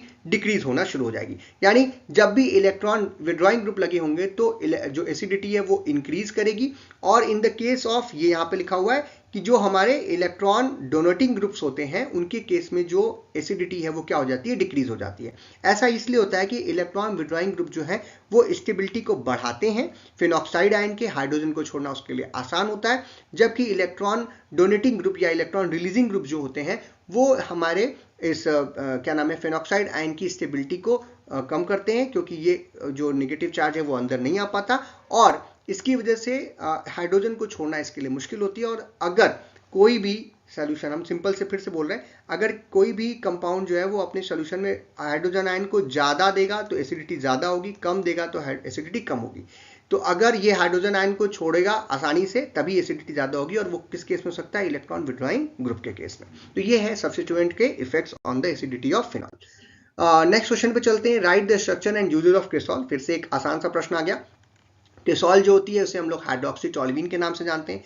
टोल्यूइन ग्रुप क्या होता है, जहां पर बेंजीन रिंग के ऊपर एक CH3 ग्रुप लगा हो और एक OH ग्रुप भी लगा दीजिए तो उसे हम लोग क्या बोलते हैं, क्रिसॉल बोलते हैं। इसका फॉर्मूला जो है वो C7H8O होता है। ये वाइडली अकरिंग जो है नेचुरल और सिंथेटिक ग्रुप है ऑर्गेनिक कंपाउंड्स में या एरोमेटिक कंपाउंड्स में, और ये एंटीसेप्टिक इफेक्ट शो करता है और प्रोटीन का डिग्रेडेशन भी कर सकता है। साथ ही साथ ये यहाँ पर जो मिथाइल ग्रुप है वो उसकी पोजीशंस ये बदल सकती हैं, यानी कि यहाँ हो सकता है, यहाँ हो सकता है, यहाँ हो सकता है, यहाँ होगा तो इसे हम बोलेंगे ऑर्थोक्रिसॉल, यहाँ होगा तो इसे बोलेंगे मेटाक्रिसॉल, यहाँ लगा होगा तो इसे बोलेंगे पैराक्रिसॉल। तो ये सिंपल सी बात है कि इसको हम लोग इस तरीके से 3 पोजीशंस पर लगे होने की वजह से ये 3 फॉर्म्स में या 3 आइसोमर्स में पाया जाता है, ऑर्थोक्रिसॉल, मेटाक्रिसॉल एंड पैराक्रिसॉल। यूजेस की बात करें ऑर्थो, पैरा और मेटा ये सभी के या क्रिसॉल्स की, तो ये एक डिसइंफेक्टेंट और प्रिजर्वेटिव के तरीके से होता है। साथ ही साथ लकड़ियों को प्रिजर्व करने के लिए भी इसका प्रयोग करते हैं, तो ये एक वुड प्रिजर्वेटिव भी है। जो ऑर्थोक्रिसॉल होता है वो एक सॉल्वेंट, डिसइंफेक्टेंट और केमिकल इंटरमीडिएट में काम होता है। हमारा जो मेटाक्रिसॉल होता है वो सर्टेन हर्बिसाइड्स को प्रोड्यूस करने के काम में आता है और बहुत सारे प्रीथायराइड जो इंसेक्टिसाइड्स होते हैं, सॉरी पैराथाइड जो इंसेक्टिसाइड होते हैं उनको बनाने के काम में आता है, एंटीऑक्सीडेंट्स को बनाने के काम में आता है और कई तरीके के एक्सप्लोसिव को भी बनाने के काम में आता है। 2,4,6 नाइट्रो मेटाक्रिसॉल जो है वो एक एक्सप्लोजिव के तरीके से यूज होता है जिसको बनाने में क्रिसॉल का प्रयोग किया जाता है। एंटीऑक्सीडेंट्स को बनाने में पैराक्रिसॉल का भी प्रयोग होता है और ऑर्थोक्रिसॉल जो है वो कैराक्रॉल जो ड्रग है उसके सिंथेसिस में यूज होती है। मेटाक्रिसॉल जो है वो टोलीप्रोपॉल और टोमाप्रोपॉल जो कि एक कार्डियक सिस्टम की ड्रग्स हैं उनको बनाने में इसका काम जो है वो आता है। साथ ही साथ ब्यूटाइलेटेड हाइड्रोक्सीटोलुइन के प्रोडक्शन में जो कि एक एंटीऑक्सीडेंट है वो पैराक्रिसॉल यूज की जाती है। तो these are the uses of cresol. Next question is write the structure and uses of resorcinol. तो अभी आपने क्रिसॉल देखा, ए भी एक फिनॉल का डेरिवेटिव है जहां पर 2 OH ग्रुप जो होते हैं वो लगे होते हैं। इसे हम लोग M या मेटा डाई हाइड्रोक्सी बेंजीन के रूप में भी जानते हैं। ये एक बेंजीन डाइऑल है क्योंकि यहाँ पर 2 OH ग्रुप जो है वो लगे होते हैं बेंजीन पर और ये दोनों एक दूसरे के मेटा पोजिशन पर लगे। अगर ये पहले लगा था तो ये ऑर्थो, ये मेटा पोजिशन और ये यहाँ पर लग गया, तो इसे हम लोग इसीलिए मेटा डाई हाइड्रोक्सी बेंजीन के रूप में जानते हैं। इसका मॉलिक्यूलर फार्मूला होता है C6H6O2 और डिसॉर्सिनॉल जो है वो बेंजीन डाइऑल है और ये एक पोजीशन नंबर 1 और 3 पर यहाँ पर हाइड्रोक्सी ग्रुप लगा होता है। इसका IUPAC नेम होता है बेंजीन 1,3 डाइऑल। अब यूजेस की बात करें तो ये भी एक एंटीसेप्टिक डिसइंफेक्टेंट होता है। 5 से 10% का इसका जो सोल्यूशन है वो ऑइंटमेंट में यूज किया जाता है। क्रॉनिक कोई स्किन डिसीज है उसको ठीक करने के लिए, जैसे कि सोरोसिस हो सकती है, एक्जिमा हो सकता है, ETC। ये जो ड्रग है वो या ये जो कंपाउंड है वो गैस्ट्रिक अल्सर के ट्रीटमेंट में भी यूज करते हैं 125 से 250 mg की पिल्स में, और साथ ही साथ ये एनाल्जेसिक और हीमोस्टैटिक कंडीशंस में सॉरी इसकी ये भी प्रॉपर्टीज जो है वो होती हैं। इसका 2% जो सोल्यूशन है वो एक्सटर्नल वेजाइनल ईचिंग को रोकने के लिए और इरिटेशन, अगर वेजाइना में कोई इचिंग और इरिटेशन हो रहा है उसको ठीक करने के लिए इसका प्रयोग करते हैं। नेक्स्ट जो है ये स्किन प्रोटेक्ट करता है और टॉपिकल एनाल्जेसिक होता है और डाई जो डाइज बनाने के काम में आता है, प्लास्टिसाइजर्स के रूप में इसका प्रयोग किया जाता है और ये यूवी एब्जॉर्बर के रूप में रेजिन्स के प्रोडक्शन में इसका प्रयोग किया जाता है। Next question is explain briefly the basicity of aromatic amines. जैसे भी हमने एसिडिटी ऑफ फिनॉल देखा था उसी तरीके से हमें बेसिसिटी ऑफ एरोमेटिक एमीन्स के बारे में भी समझना है।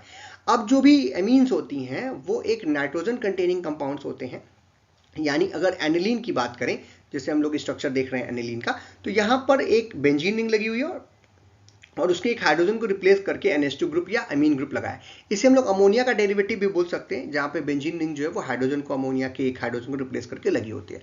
अब किसी भी अमीन, चाहे वो एरोमेटिक अमीन हो या एलिफेटिक अमीन हो, वो जो होती हैं वो बेसिक होती हैं। और बेसिसिटी इनकी क्यों होती है? क्योंकि यहाँ पर जो ये नाइट्रोजन है इसके पास एक नॉन बॉन्डिंग इलेक्ट्रॉन पेयर या लोन पेयर ऑफ इलेक्ट्रॉन्स होता है और इस लोन पेयर इलेक्ट्रॉन्स की एक खासियत है कि अगर सोल्यूशन के अंदर कहीं पर भी प्रोटॉन या H+ आयन होंगे तो ये क्या करेगा, इसको एक्सेप्ट करता है या इसको अपने साथ जोड़ लेता है, जिसकी वजह से ये NH3 या अमोनियम आयन में कन्वर्ट हो जाता है। क्योंकि ये एनिलीन है, ये एरोमेटिक अमीन है या कोई भी एलिफेटिक अमीन हाइड्रोजन आयन को एक्सेप्ट करती है, प्रोटॉन को एक्सेप्ट करती है, अपने साथ जोड़ती है, इसीलिए ये क्या कहलाती है, बेस कहलाती है या एल्केलाइन इन नेचर ये होती है।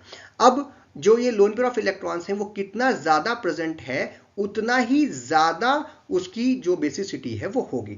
अब ये अनशेयर्ड पेयर ऑफ जो इलेक्ट्रॉन्स होते हैं यही रिस्पॉन्सिबल होते हैं हाइड्रोजन को पकड़ने के लिए और इसकी वजह से हमारे एनिलीन या किसी भी एरोमेटिक एमीन्स में बेसिसिटी जो है वो हमें देखने को मिलती है।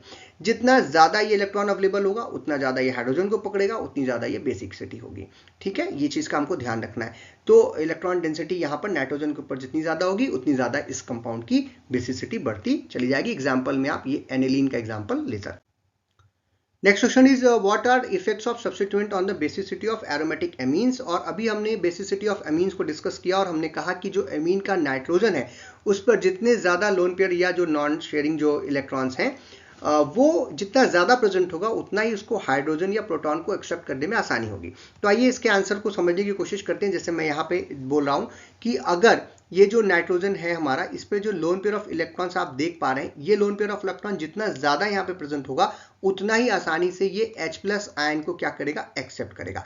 अब अगर ऐसा कोई ग्रुप लगा हो जो कि इलेक्ट्रॉन रिलीजिंग नेचर का है, ये जो इलेक्ट्रॉन डोनेटिंग या इलेक्ट्रॉन रिलीजिंग नेचर का, यानी कि ये इलेक्ट्रॉन्स को अपने से देता है रिंग सिस्टम के अंदर। तो जब ये रिंग सिस्टम के अंदर देगा तो ऑर्थो और पैरा पोजीशन पर क्या आ जा रहे हैं, निगेटिव चार्ज आ रहे हैं, यानी कि रिंग पे इलेक्ट्रॉन डेंसिटी बढ़ रही है। अब इस इलेक्ट्रॉन डेंसिटी के बढ़ने की वजह से यहाँ पर जो लोन पेयर ऑफ इलेक्ट्रॉन्स हैं ये रिंग सिस्टम के अंदर नहीं आ पाएंगे, इनको आने में या डिलोक्टाइज होने में दिक्कत होगी।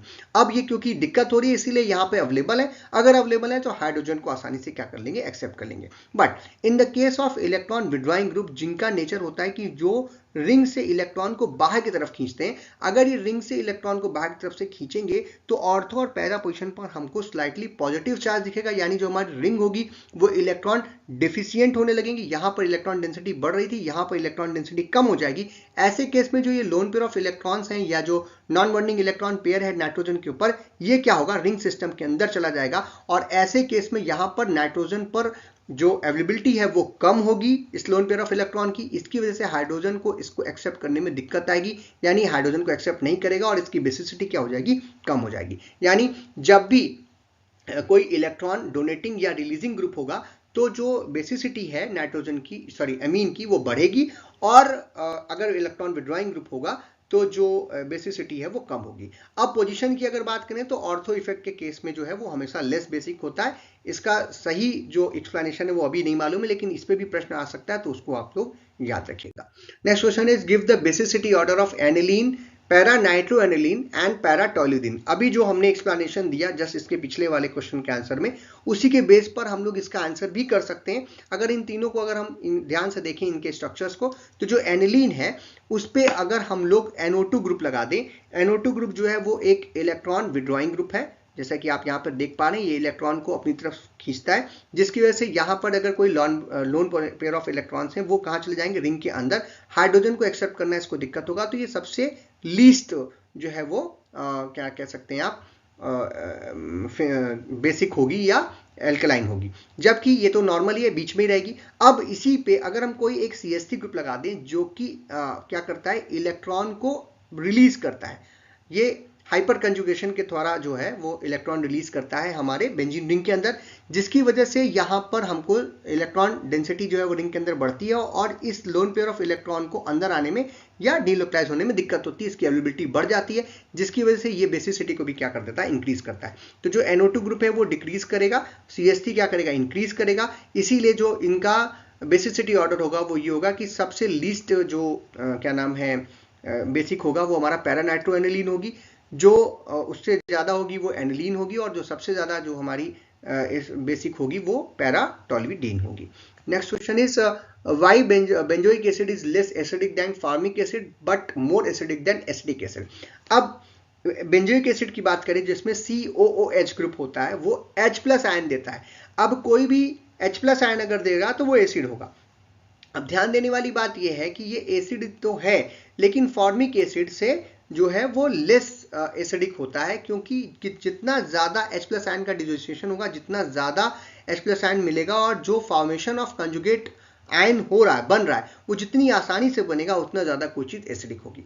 तो जो बेंजोइक एसिड है वो वीकर एसिडिक होती है फॉर्मिक एसिड से, बिकॉज यहाँ पे जो मेथेनोइक एसिड होता है, जिसे हम लोग मेथेनिक एसिड भी बोलते हैं फॉर्मिक एसिड को, वहाँ पर रेजोनेंस जो स्टेबलाइजेशन इफेक्ट है COOH ग्रुप का, जैसे कि हम ये इसकी बात कर रहे हैं, यहाँ पर जब भी बॉन्ड टूटता है तो एक COO- ग्रुप बनता है और H+ आयन जो है वो निकलता है इन द केस ऑफ कोई भी एसिड। ठीक है, तो जब ये आप देख रहे हैं यहाँ पे भी रेजोनेंस होता है, ये वापस इसको देगा, ये यहाँ पर वापस टूट जाएगा, तो ये टूट जाता है इस प्रकार से C- और C डबल बॉन्ड O। तो ये लगातार आपस में भी रेजोनेंस शो करते हैं और इस रेजोनेंस इफेक्ट की वजह से ये जो निगेटिव चार्ज आ रहा है ये स्टेबल होता है। अब अगर यहाँ पर कोई भी एल्किल ग्रुप लगा हुआ है, जैसे कि मान लीजिए फॉर्मिक में H+ लगा हुआ है या कोई भी जो है बेंजीन रिंग लगा हुआ है, तो वो इसको इफेक्ट डालती है। तो जो बेंजीन है, बेंजीन रिंग लगे होने की वजह से इसका जो डीलोकलाइजेशन हो रहा है वो डिस्टर्ब होता है, जिसकी वजह से जो बेंजोइक एसिड है वो एक वीकर एसिड होती है, जबकि फॉर्मिक एसिड में ऐसा कुछ नहीं लगा हुआ है, इसीलिए वहां पर H+ आयन को छोड़ना उसके लिए ज्यादा आसान है, इसीलिए वो ज्यादा एसिडिक होता है। But in the case of acidic acid, because यहां पर जो आपने CH3 ग्रुप लगा दिया वो एक इलेक्ट्रॉन रिलीजिंग ग्रुप है, ये इलेक्ट्रॉन अपने से कहां भेज रहा है, इस कार्बन पे भेज रहा है, जिसकी वजह से ये जो डीलोकलाइजेशन हो रहा था हमारे कार्बोक्सिलेट आयन का, वो होना रुकता है, डिस्टर्ब होता है और इसको हाइड्रोजन को रिलीज करने में दिक्कत आती है। बेंजीन क्या कर रही थी, अंदर खींच रही थी, तो ये डीलोकलाइजेशन थोड़ा सा बढ़ रहा था, इसीलिए हाइड्रोजन को वो आसानी से थोड़ा रिलीज कर रही थी। जबकि CH3 ग्रुप लगे होने के केस में, जो कि एसिटिक एसिड के केस में होता है, जहां पे मिथाइल ग्रुप लगा होता है, वो इलेक्ट्रॉन रिलीजिंग होता है, जिसकी वजह से हाइड्रोजन को छोड़ना थोड़ा सा दिक्कत हो जाती है। इसीलिए जो बेंजोइक एसिड होता है वो एसिटिक एसिड से ज्यादा एसिडिक होता है, बट फॉर्मिक एसिड से लेस एसिडिक होता है। उसका एक्सप्लेनेशन इस प्रकार से आप दे सकते हैं। Next question is explain the effect of electron withdrawing group on the acidity of benzoic acid. अभी अभी हमने देखा, बिल्कुल उसी बात पर इसको फिर से एक्सप्लेन कर सकते हैं कि अगर जो कंजुगेट बेस बन रहा है इलेक्ट्रॉन बेंजोइक एसिड का, वो स्टेबलाइज होता है इलेक्ट्रॉन विड्रॉइंग ग्रुप के प्रेजेंस में, और जिसकी वजह से जो एसिडिटी है वो डीलोकलाइजेशन ऑफ द चार्ज जो होती है कार्बोक्सिलिक आयन पे वो बढ़ती है और जो एसिडिटी है वो इंक्रीज हो जाती है। तो इलेक्ट्रॉन विड्रॉइंग ग्रुप, जैसे कि हम लोग एक एग्जांपल में इसको देख रहे हैं कि अगर कोई भी इलेक्ट्रॉन विड्रॉइंग ग्रुप लगा होगा तो ये जो पॉजिटिव चार्ज आ रहा है उसको ये अपनी तरफ खींचेगा, ठीक है, और जब अपनी तरफ ये खींचेगा या जो इलेक्ट्रॉन्स हैं उनको अपनी तरफ खींचेगा, बॉन्डिंग इलेक्ट्रॉन्स को अपनी तरफ खींचेगा, तो ये जो डीलोकलाइजेशन क्या बोलते हैं हम लोग, रेजोनेंस हो रहा था, जिसमें ये दोनों के बीच में ये निगेटिव चार्ज जो है मूव कर रहा था, वो आसानी से मूव कर सकता है। इसका जो स्टेबलाइजेशन है कार्बोक्सिलेट आयन का वो इंक्रीज करेगा और हाइड्रोजन को छोड़ना इसके लिए आसान हो जाएगा। इसीलिए जब भी इलेक्ट्रॉन विड्रॉइंग ग्रुप आप लगाएंगे बेंजोइक एसिड में या किसी भी एसिड में, वो या किसी भी कार्बोक्सिलिक एसिड में, वहां पर हाइड्रोजन आयन को छोड़ना उसके लिए आसान हो जाता है, रिलीज करना आसान हो जाता है और उसकी एसिडिटी क्या हो जाती है, इंक्रीज हो जाती है। Next question is right any two reactions of benzoic acid. Benzoic acid कई तरीके के रिएक्शन शो करता है। एक तो खास बात है जो बेंजोइक एसिड में एक तो बेंजीन रिंग है और एक COH ग्रुप है, कार्बोक्सिलिक एसिड ग्रुप है, तो इन दोनों तरीके की रिएक्शन शो करता है। तो आप कैसी भी रिएक्शन लिख सकते हैं। एक तो बेंजीन रिंग वाली रिएक्शन, क्योंकि ये जो हमारा COH ग्रुप है, अभी हमने स्टार्टिंग में देखा था कि ये एक मेटा डायरेक्टिंग ग्रुप है, तो मेटा पोजीशन पर यहाँ पर बेंजीन रिंग वाली कोई भी रिएक्शन हो सकती है, जैसे कि इलेक्ट्रोफिलिक सब्स्टिट्यूशन रिएक्शन आप ब्रोमीन के साथ कर सकते हैं, आप जो है नाइट्रिक एसिड के साथ कर सकते हैं in the presence of sulphuric acid, जिसे हम लोग नाइट्रेशन के रूप में जानते हैं, यानी कि यहाँ पे हेलोजिनेशन हो सकता है बेंजीन, लेकिन पे जो ब्रोमिनेशन, क्लोरीनेशन etc करेंगे वो आप कहाँ करेंगे, मेटा पोजीशन पे करिएगा।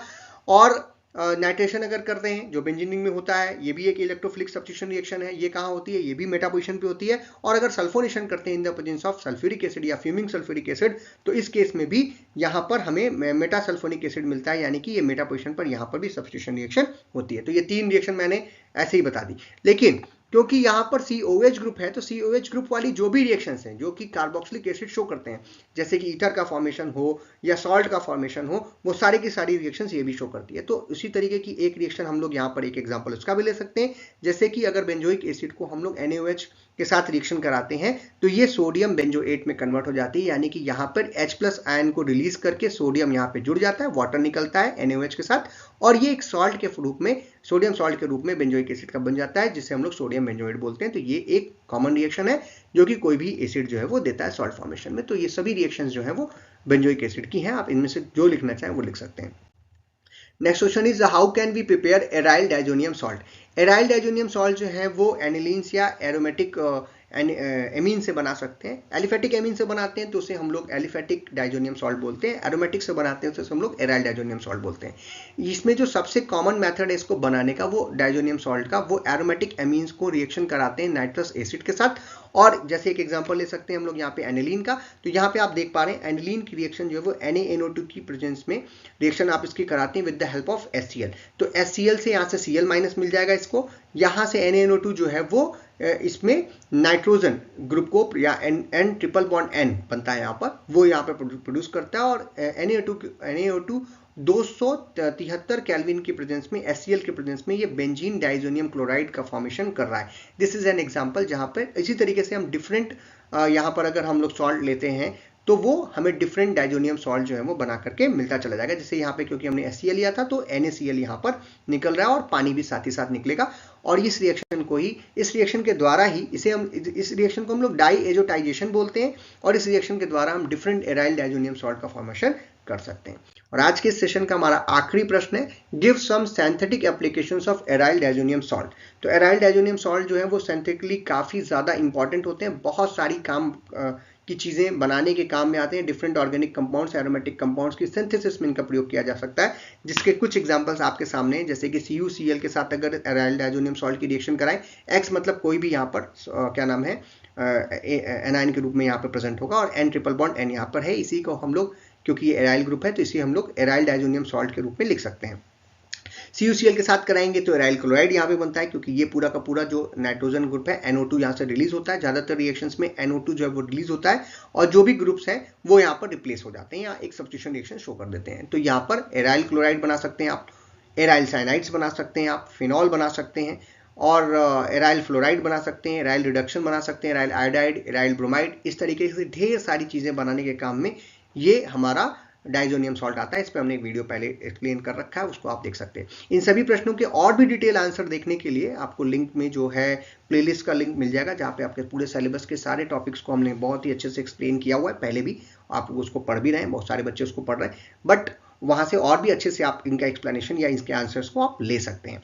अब इस वीडियो के जो सेकंड पार्ट है उसमें हम यूनिट नंबर 3, 4 और 5 के सॉल्यूशंस के साथ जो फ्रीक्वेंटली आस्क्ड और प्रीवियस ईयर्स में पूछे गए इंपॉर्टेंट प्रश्न है वो हम डिस्कस करेंगे। तो आइए अब चलते हैं यूनिट नंबर 3, 4 और 5 के सभी इंपॉर्टेंट क्वेश्चंस को देख लेते हैं। और प्रश्न है वो है what are fats and oils. Fat और ऑयल क्या है, एग्जांपल दीजिए। बड़ा ही सिंपल सा प्रश्न है लेकिन कई बार पूछा जा चुका है। तो इस बड़े ही सिंपल शब्दों में अगर केमिकली हम देखें कि फैट और ऑयल क्या होता है, तो ये जो है ट्राइस्टर्स होते हैं ग्लिसरॉल के, यानी कि ग्लिसरॉल के साथ जब फैटी एसिड्स रिएक्शंस करते हैं तो जो चीज़ बनती है उसी को हम लोग, यानी एक ग्लिसरॉल के साथ 3 मोल ऑफ फैटी एसिड जब जुड़ता है तो हमें फैट एंड ऑयल मिलता है। सिंपल शब्दों में अगर हम कहें नेचुरली तो ये लिपिड्स होते हैं और हम इनको ये कह सकते हैं कि यहाँ पर जो ग्लिसरॉल्स होते हैं उनके 3 पार्ट ऑफ फैटी एसिड उनके साथ जुड़ता है। अगर इसको और आसान तरीके से समझना, थोड़ा सा स्ट्रक्चर देख लेते हैं।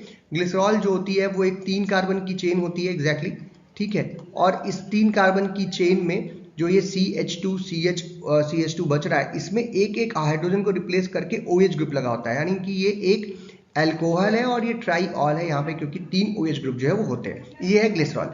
अगर एक, आप सभी को मालूम है कि ग्लिसरॉल या किसी भी एल्कोहल की रिएक्शन अगर किसी एसिड के साथ हम करते हैं, जैसे कि मैं आपके साथ एक कोई भी एसिड हम ले लें, मान लीजिए कि यहाँ पर HOC double bond O carboxylic acid हमको लेना, R यहाँ पे कुछ भी हो सकता है। R ये जो है वो लंबी चेन ऑफ कार्बन है, यानी कि 8, 10, 15, 20 कितने भी लंबे कार्बन यहाँ पर हो सकते हैं। तो इसी को हम क्या बोलते हैं, फैटी एसिड। फैटी एसिड मतलब बड़ा एसिड, ठीक। अब यहाँ पर क्योंकि 3 OH ग्रुप है, इसीलिए हमको फैटी एसिड भी कितने लेने होंगे, 3 मोल लेने होंगे। COH ग्रुप R, ये सेम भी हो सकता है, डिफरेंट भी हो सकता है, R डैश भी हो सकता है, या फिर OHC डबल बॉन्ड OR। तो ये इस तरीके से 3 फैटी एसिड्स जो है वो 1 मोल ऑफ ग्लिसरॉल के साथ रिएक्ट करते हैं, और जब ये रिएक्ट करेंगे तो एस्टरीफिकेशन होगा, यानी कि यहाँ से H, यहाँ से OH, या एक वाटर का मॉलिक्यूल निकलेगा। इसी तरीके से क्योंकि 3 लिया है तो 3 जो है वो आपके क्या निकल जाएंगे, H2O यहाँ से निकलेंगे और ये पूरा का पूरा एस्टर फॉर्म में कन्वर्ट हो जाएगा, यानी कि ये CH2OC double bond OR, CHOC double bond OR और CH2OC डबल बॉन्ड OR,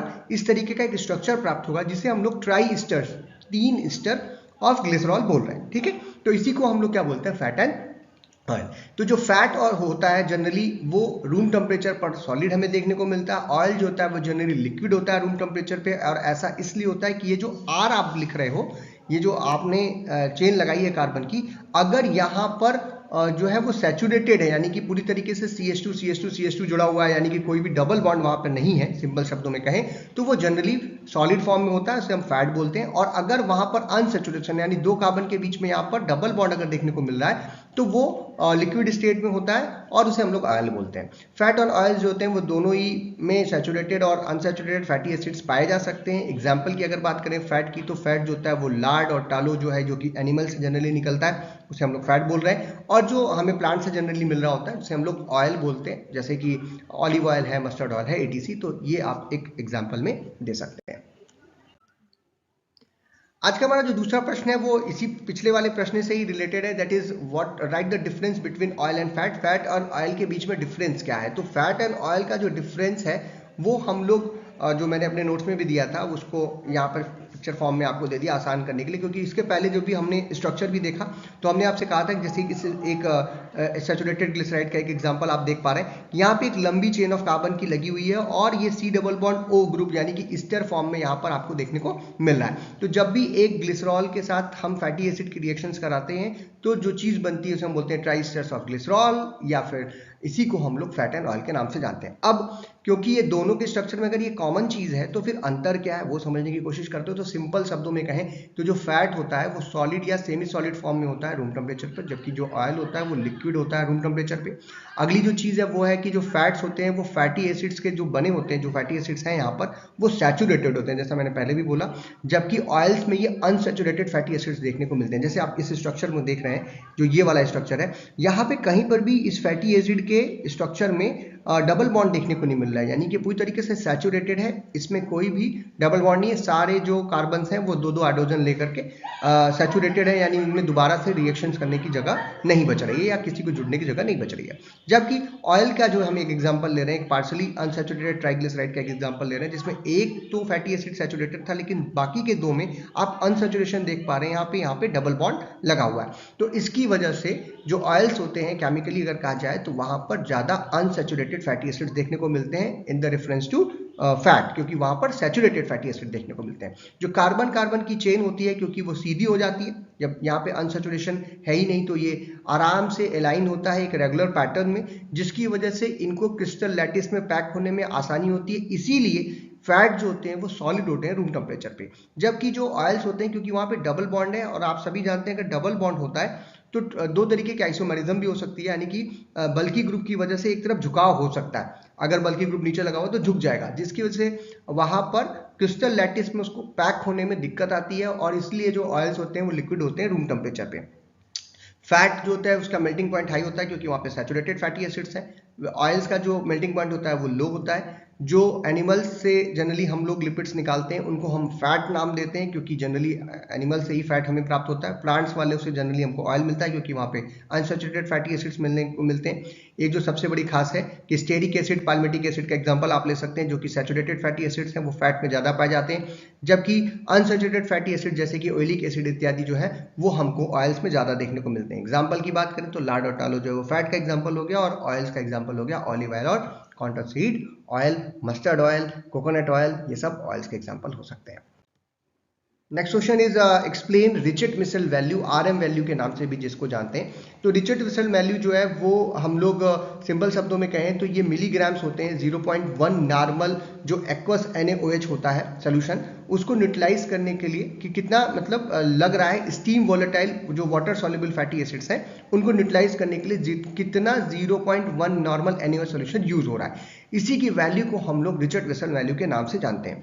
ये जो रिचर्ड मिशेल वैल्यू है वो हमको बताती क्या है कि वो वाटर सॉल्युबल स्टीम वोलेटाइल जो फैटी एसिड्स होते हैं उनको, यानी किसी भी ऑयल या फैट में कितना water soluble steam volatile fatty acids available हैं उनको पकड़ने के लिए किया जाता है। खास करके जैसे ब्यूटारिक एसिड हो गया या फिर कार्बोनिक एसिड्स हो सकता है किसी भी ऑयल एंड फैट में।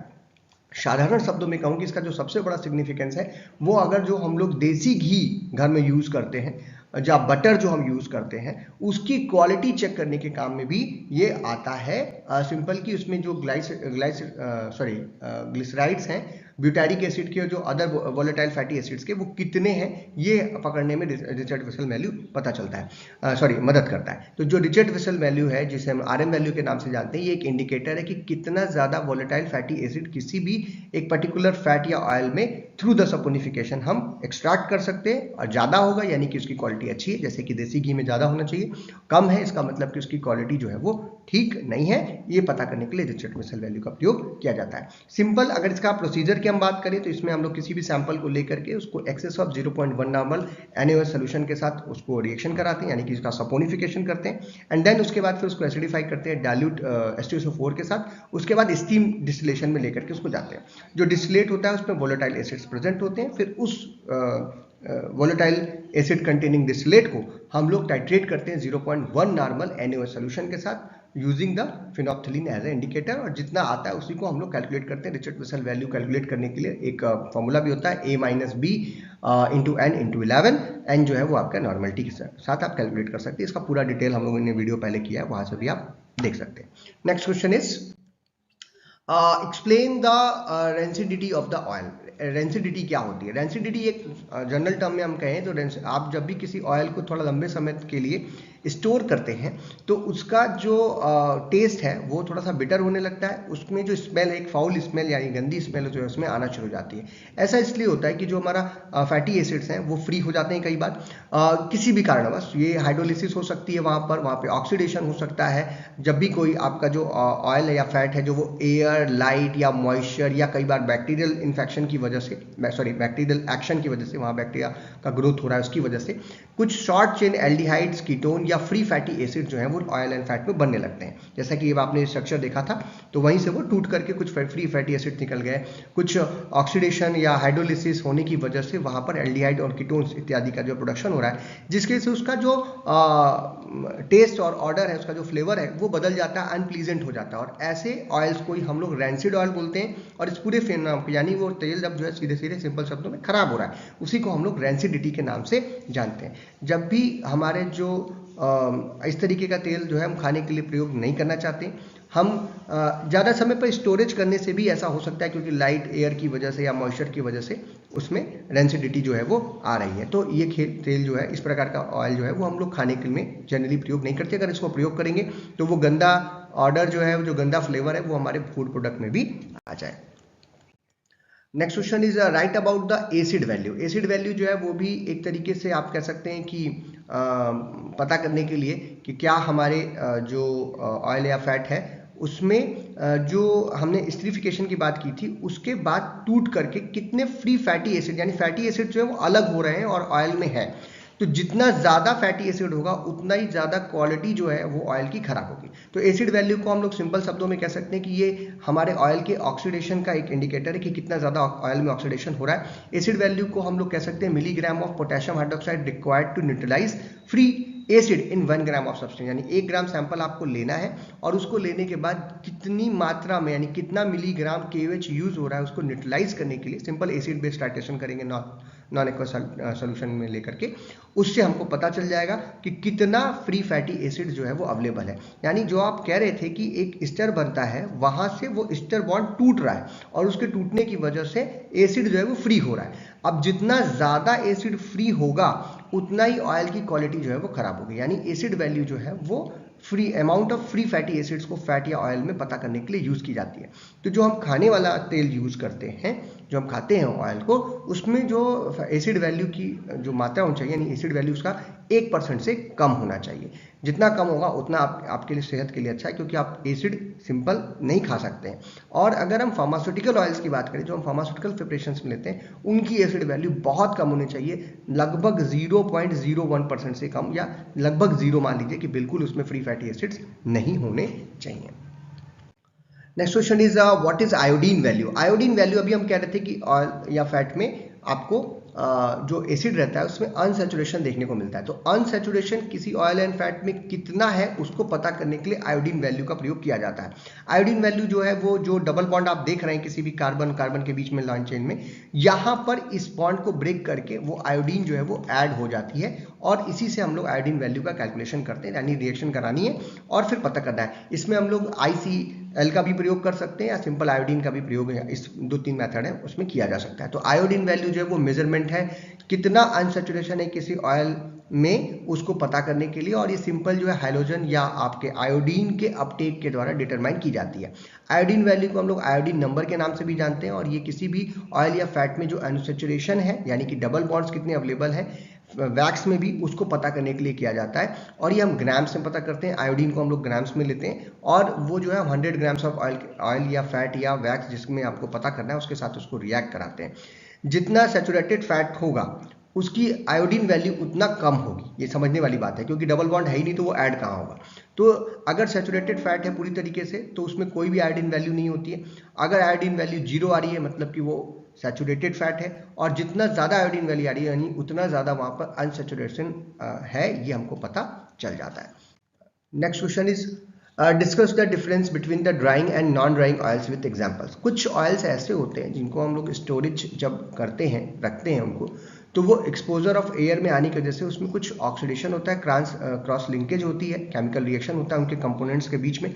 और जैसे मान लीजिए कि ये हमने एक ऑयल एक बर्तन में रखा हुआ है, तो जो इसकी ऊपर की सतह है इसमें पॉलीमराइजेशन होने लगता है, आपस में ये जुड़ते हैं, क्रॉस लिंकिंग होती है। इस क्रॉस लिंकिंग की वजह से यहाँ पर एक जो है आप कह सकते हो कि लेयर बन जाती है। ये जो लेयर होती है वो वाटर में सॉल्युबल नहीं होती, और एक वाटर रेसिस्टेंट लेयर बनती है, और एक थोड़ी सी छोटी सी पतली सी थिन सी एक लेयर बन जाती है। ये लेयर आप इसको कह सकते हैं by the action of oxygen बन रही है। इसको आप इवोपोरेशन मत समझिएगा कि इसमें का पूरा पानी सूख गया, ऑयल था, लिक्विड था, उसमें कोई सॉल्वेंट था, वो सूख गया, उसके वजह से यहाँ पर लेयर बन रही है, ऐसा नहीं है। ये क्रॉस लिंकिंग की वजह से यहाँ पर एक लेयर बनती है, और इस तरीके के ऑयल जो कि इस प्रकार की प्रॉपर्टी को शो करते हैं उसे हम लोग ड्राइंग ऑयल बोलते हैं, और इस प्रॉपर्टी को उसको ड्राइंग बोलते हैं, और इस तरीके के ऑयल को ड्राइंग ऑयल बोलते हैं। ज़्यादातर ऑयल्स में ऐसा नहीं होता, जहाँ पर ये पाया जाता है उसी को हम ड्राइंग ऑयल बोलेंगे। अब ये जो है एक फ्लेक्सिबल लेयर बनाते हैं जिसकी सरफेस पे, और ये सरफेस बनता है, नीचे का ऑयल बिल्कुल ऑयल जैसा रहता है, ऊपर एक सरफेस पे एक लेयर बन जाती है। जैसे सोयाबीन ऑयल है, फ्लैक्सीड ऑयल है, और इस तरीके के ऑयल्स को हम लोग पेंट इत्यादि बनाने में यूज़ करते हैं। जो हम घरों में पेंटिंग करते हैं वहाँ पे इस ड्राइंग ऑयल की प्रॉपर्टी को हम लोग यूज़ कर सकते हैं, क्योंकि एक प्रोटेक्टिव लेयर के रूप में वहाँ पर उसका प्रयोग किया जा सकता है। जबकि जो ज़्यादातर ऑयल जो होते हैं वो इस तरीके की प्रॉपर्टी नहीं शो करते, उन्हें हम लोग नॉन ड्राइंग ऑयल बोलते हैं, क्योंकि ये इस तरीके की कोई लेयर नहीं बनाते एयर के कंटेंट में आने पर। एग्जाम्पल में आप जो है वो mustard oil, castor oil, groundnut oil इत्यादि का एग्जाम्पल ले सकते हैं। Next question is illustrate the principle of saponification value. Saponification value बड़ा ही सिंपल सा एक मेथड है जिसमें हम ऑयल या फैट को लेकर के KOH के साथ रिएक्शन करा देते हैं। अब सब सोप क्या होता है, जो साबुन हम लोग यूज़ करते हैं घरों में, मैं भी सुबह नहा के आया हूँ, आप भी नहाए होंगे सुबह, तो जो हम साबुन यूज़ करते हैं वो हम ऑयल या फैट को लेकर के उसके साथ KOH की रिएक्शन कराते हैं। तो जो फैटी एसिड है वो एस्टर बॉन्ड टूट जाता है, जो हमने स्ट्रक्चर देखा था, और जो लॉन्ग चेन जो फैटी एसिड था उसका एक जो है सॉल्ट बनता है सोडियम के साथ या पोटेशियम के साथ, अगर NaOH ले रहे हैं, KOH ले रहे हैं तो, और वो जो बनता है सॉल्ट उसी को हम लोग सोप बोलते हैं। तो सपोनिफिकेशन वैल्यू पता करने के लिए हमको क्या करना है, जो भी हमारा ऑयल या फैट है उसमें हम लोग उसकी हाइड्रोलिसिस करते हैं, और इस हाइड्रोलिसिस को करने के लिए हम लोग KOH का प्रयोग कर सकते हैं। जितना ज़्यादा मिलीग्राम्स ऑफ KOH यूज़ होता है किसी भी 1 ग्राम ऑयल या फैट को सपोनिफाई करने के लिए, वही उसकी सपोनिफिकेशन वैल्यू के रूप में जानी जाती है। अब जो सपोनिफिकेशन है वो हमने पहले कहा कि हाइड्रोलिसिस है किसी भी एस्टर का, जैसे कि ग्लिसरॉल है ट्राइस्टर में, और उससे जो अल्कोहल निकल रहा है, साथ ही साथ जो सॉल्ट बन रहा है कार्बोक्सिलिक एसिड का, उसी को हम लोग सोप के नाम से जानते हैं। ठीक है, और सपोनिफिकेशन वैल्यू जो है वो एग्जैक्टली बताती है कि कोई भी ऑयल या फैट का जितना ज़्यादा सपोनिफिकेशन वैल्यू होगा वो सोप बनाने के काम में उतना ज़्यादा आ सकती है। ठीक है, तो और इसलिए जो है ये इंडस्ट्री के रूप में, जो सोप इंडस्ट्री है वहाँ पर जनरली हम लोग इसका प्रयोग कर सकते हैं। साथ ही साथ सपोनिफिकेशन वैल्यू से हम लोग RM वैल्यू भी निकाल रहे थे, वो भी आपको याद होगा जो हमने पहले बात किया था, तो वहाँ पर भी इसका जो है काम आ जाता है। Next question is what is ester value. Ester value बड़ी सिंपल सी चीज़ है कि किसी भी हमारे ऑयल या फैट में कितना एस्टरिफिकेशन बचा हुआ है। तो जो एस्टर वैल्यू है वो मिलीग्राम से पोटेशियम हाइड्रोक्साइड का, जो कि 1 gram of oil and fat को यूज़ किया जाता है या ज़रूरत पड़ती है रिएक्ट करने के लिए, एस्टर बनाने में, एस्टर को पकड़ने के लिए। जो डिफरेंस होता है सपोनिफिकेशन वैल्यू का और जो एसिड वैल्यू का, उसी को हम लोग एस्टर वैल्यू पे कैलकुलेट कर लेते हैं। इसके लिए कुछ अलग करने की जरूरत नहीं है। आपके पास सपोनिफिकेशन वैल्यू आपने पहले निकाल रखी है KOH के साथ रिएक्शन करा करके। एसिड वैल्यू निकालने के लिए आपने टाइट्रेशन किया था उन दो या जो फ्री फैटी एसिड्स हैं उसको पकड़ने के लिए। अगर इन दोनों को माइनस कर दें तो जो बचा वही क्या कहलाएगा, हमारा एस्टर वैल्यू। तो एस्टर वैल्यू निकालने के लिए सपोनिफिकेशन वैल्यू से उसी ऑयल या फैट के, ये नहीं कि दूसरे ऑयल एंड फैट का, उसी ऑयल एंड फैट से एसिड वैल्यू से माइनस कर दीजिए, आपको जो है एस्टर वैल्यू जो है वो पता चल जाएगी। नेक्स्ट क्वेश्चन इज ये हमारी आ गई यूनिट नंबर 4। यूनिट नंबर 3 में ज्यादातर ऐसे ही प्रश्न पूछे जाते हैं। अब आते हैं यूनिट नंबर 4 पे, जहां पे आपका पहला प्रश्न है define polynuclear aromatic hydrocarbons with examples. Polynuclear aromatic hydrocarbons, hydrocarbons क्या होते हैं? कार्बन और हाइड्रोजन से बने हुए। एरोमेटिक जहां पर डीलोकलाइजेशन होता है, जैसे हमने पहले दूसरे यूनिट में आपको डिस्कस किया था, यानी कि यहाँ पर डीलोकलाइजेशन ऑफ पाई इलेक्ट्रॉन हो सकता है जो कि हकल रूल को फॉलो करे, जो कि प्लानर हो, ऐसी रिंग्स जो हैं उनको हम लोग एरोमेटिक बोलते हैं। और पॉलीन्यूक्लियर, अब ये कह रहा है एक से ज्यादा रिंग्स आपस में जुड़ी हों, उन्हीं को हम लोग क्या बोलेंगे? पॉलीन्यूक्लियर बोलेंगे। तो पॉलीन्यूक्लियर का मतलब होता है कि ऐसा हाइड्रोकार्बन जहां पर फ्यूज्ड एरोमेटिक रिंग सिस्टम जो है, मॉलिक्यूल्स जो है वो हमें देखने को मिलते हैं। ये एक या एक साइड से ज्यादा आपस में जुड़े होते हैं, जिसमें डीलोकलाइजेशन ऑफ पाई इलेक्ट्रॉन्स का जो है वो दोनों रिंग से, 3 रिंग, जितनी भी रिंग्स जुड़ी हैं उसमें होता रहे। और ये जो मॉलिक्यूल्स होते हैं वो दो या दो से ज्यादा बेंजीन रिंग्स के या एरोमेटिक रिंग्स के आपस में जुड़ने की वजह से, फ्यूज होने की वजह से एक लंबा, एक बड़ा पाई मॉलिक्यूलर ऑर्बिटल बनता है, जिसमें पाई इलेक्ट्रॉन्स का डीलोकलाइजेशन होता है। और ऐसे हर कंपाउंड को हम लोग पॉलीन्यूक्लियर एरोमेटिक हाइड्रोकार्बन्स के रूप में जानते हैं। अब अगर इसका क्लासिफिकेशन देखें पॉलीन्यूक्लियर हाइड्रोकार्बन्स का, तो ये दो तरीके के होते हैं, एक तो बेंजोनाइट, दूसरे नॉन बेंजोनाइट। बेंजोनाइट मतलब जो बेंजीन के फ्यूजन से बन रहे हैं, और नॉन बेंजोनाइट जो कि बेंजीन के अलावा जो एरोमेटिक्स हैं उनकी वजह से, जैसे आप देख पा रहे हैं ये एरोलीन है जहां पर बेंजीन रिंग नहीं है, यहाँ पे एक रिंग, मतलब ये छोटी रिंग सिस्टम है, ये बड़ी बेंजीन से बड़ी रिंग सिस्टम है, लेकिन ये आपस में ऑर्थो पोजीशन पर फ्यूज्ड है। इस फ्यूजन की वजह से ये जो पाई इलेक्ट्रॉन है मूव कर सकता है, ये इधर मूव कर सकता है, ये इधर मूव कर सकता है, ये इधर मूव कर सकता है, यानी कि जो इसका आप वो कह रहे हैं डीलोकलाइजेशन पाई इलेक्ट्रॉन है वो बना हुआ है, यानी ये एरोमेटिक सिस्टम यहाँ पर भी बना हुआ है, लेकिन ये दो रिंग्स आपस में क्या हो रही हैं? फ्यूज हो रही हैं, इसीलिए इसे हम लोग पॉलीन्यूक्लियर हाइड्रोकार्बन बोल रहे हैं। जो बेंजोनाइड होती है उसमें बेंजीन रिंग का होता है। अब ये दो तरीके की हो सकती है, एक तो आइसोलेटेड जो है वो, दूसरा fuse ring system. Fuse ring system में जो रिंग्स हैं वो भी दो तरीके की होती है, एक तो लीनियर और एक एंगुलर। लीनियर मतलब एक लाइन में, जैसे कि अभी हम लोग देख पा रहे हैं यहाँ पे एग्जांपल नैप्थलीन का, एक बेंजीन रिंग दूसरी बेंजीन रिंग से ऑर्थो पोजीशन पर सीधे सीधे जो है एक लाइन में क्या हो रही है? जुड़ रही है, तो इसे हम लोग क्या बोलेंगे? नैप्थलीन। इसी तरीके से एंथ्रासीन या और भी रिंग सिस्टम आपस में जुड़ सकते हैं। दूसरा है एंगुलर, जो कि जहां पर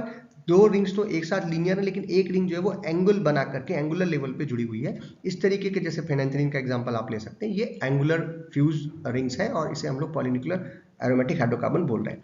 एक होता है आइसोलेटेड, जहां पर ये रिंग्स आपस में सीधे फ्यूज ना होकर एक बॉन्ड बना करके जुड़ रही है, यानी कि थोड़ी दूरी पे है, यानी ये दो एंगल्स पे एक साथ अगर जुड़ रही तो फ्यूज हो जाती सीधे, तो वो फ्यूज नहीं है, थोड़ा आइसोलेटेड फॉर्म में। तो इसे हम लोग, जैसे बाइफेनाइल का एग्जांपल है, इसे हम लोग आइसोलेटेड पॉलीन्यूक्लियर एरोमेटिक हाइड्रोकार्बन्स बोल सकते हैं। तो इस प्रकार से इसका क्लासिफिकेशन भी आप बता सकते हो।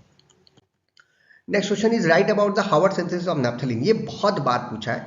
अब मैं एक एग्जांपल नैप्थलीन का दे रहा हूँ, आप एंथ्रासीन एंड फेनेंथ्रीन दे सकते हैं, लगभग ऐसी होती है, वहाँ पे भी हावर्ड सिंथेसिस, थोड़ा बहुत चीज़ें चेंज होती हैं, जो प्रिंसिपल है उसका वो सेम रहता है। तो ये सबसे इंपॉर्टेंट सिंथेसिस है नैप्थलीन को करने के लिए, नैप्थलीन प्राप्त करने के लिए। और आइए हम इसको थोड़ा सा समझाने की कोशिश करते हैं आपको। तो बेंजीन की रिएक्शन जो है हम सल्फ्यूरिक एनहाइड्राइड के साथ कराते हैं।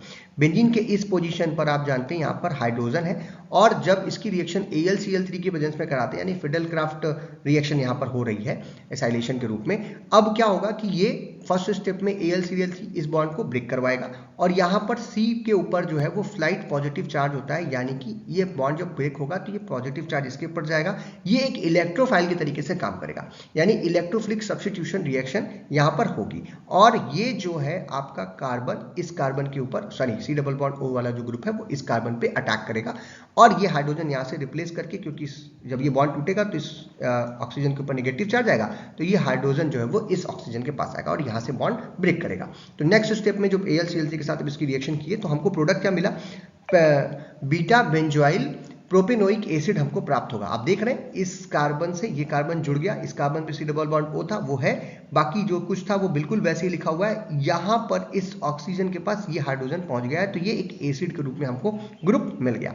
दिस इज बीटा बेंजोइल, क्योंकि बीटा पोजीशन पर बेंजोइल ग्रुप लगा हुआ है। ये पूरा का पूरा बोल रहा है, इसको बोल रहा है अल्फा और बीटा, ये अल्फा पोजीशन हो गई और ये बीटा पोजीशन, तो बीटा पोजीशन पर जो है वो आपको बेंजोइल ग्रुप लगा हुआ है, इसीलिए इसको बोल रहा है beta benzoyl propanoic acid. 1 2 3 carbon की चेन को प्रोपेनोइक के नाम से बोल रहा है। और ये पूरा का पूरा एज अ सब्स्टिट्यूएंट ले रहा है बेंजोइल ग्रुप में, इसीलिए इसको बीटा बेंजोइल प्रोपेनोइक एसिड हम लोग बोल रहे हैं। नेक्स्ट स्टेप में अब हम यहाँ पर इसका रिडक्शन करेंगे जिंक, Hg और HCl के प्रेजेंस में। आप कोई भी और भी रिडक्शन ले सकते थे, लेकिन यहाँ हार्वर्ड सिंथेसिस में हार्वर्ड साहब ने ये लिया था, तो इसीलिए हम लोग इसको लेंगे।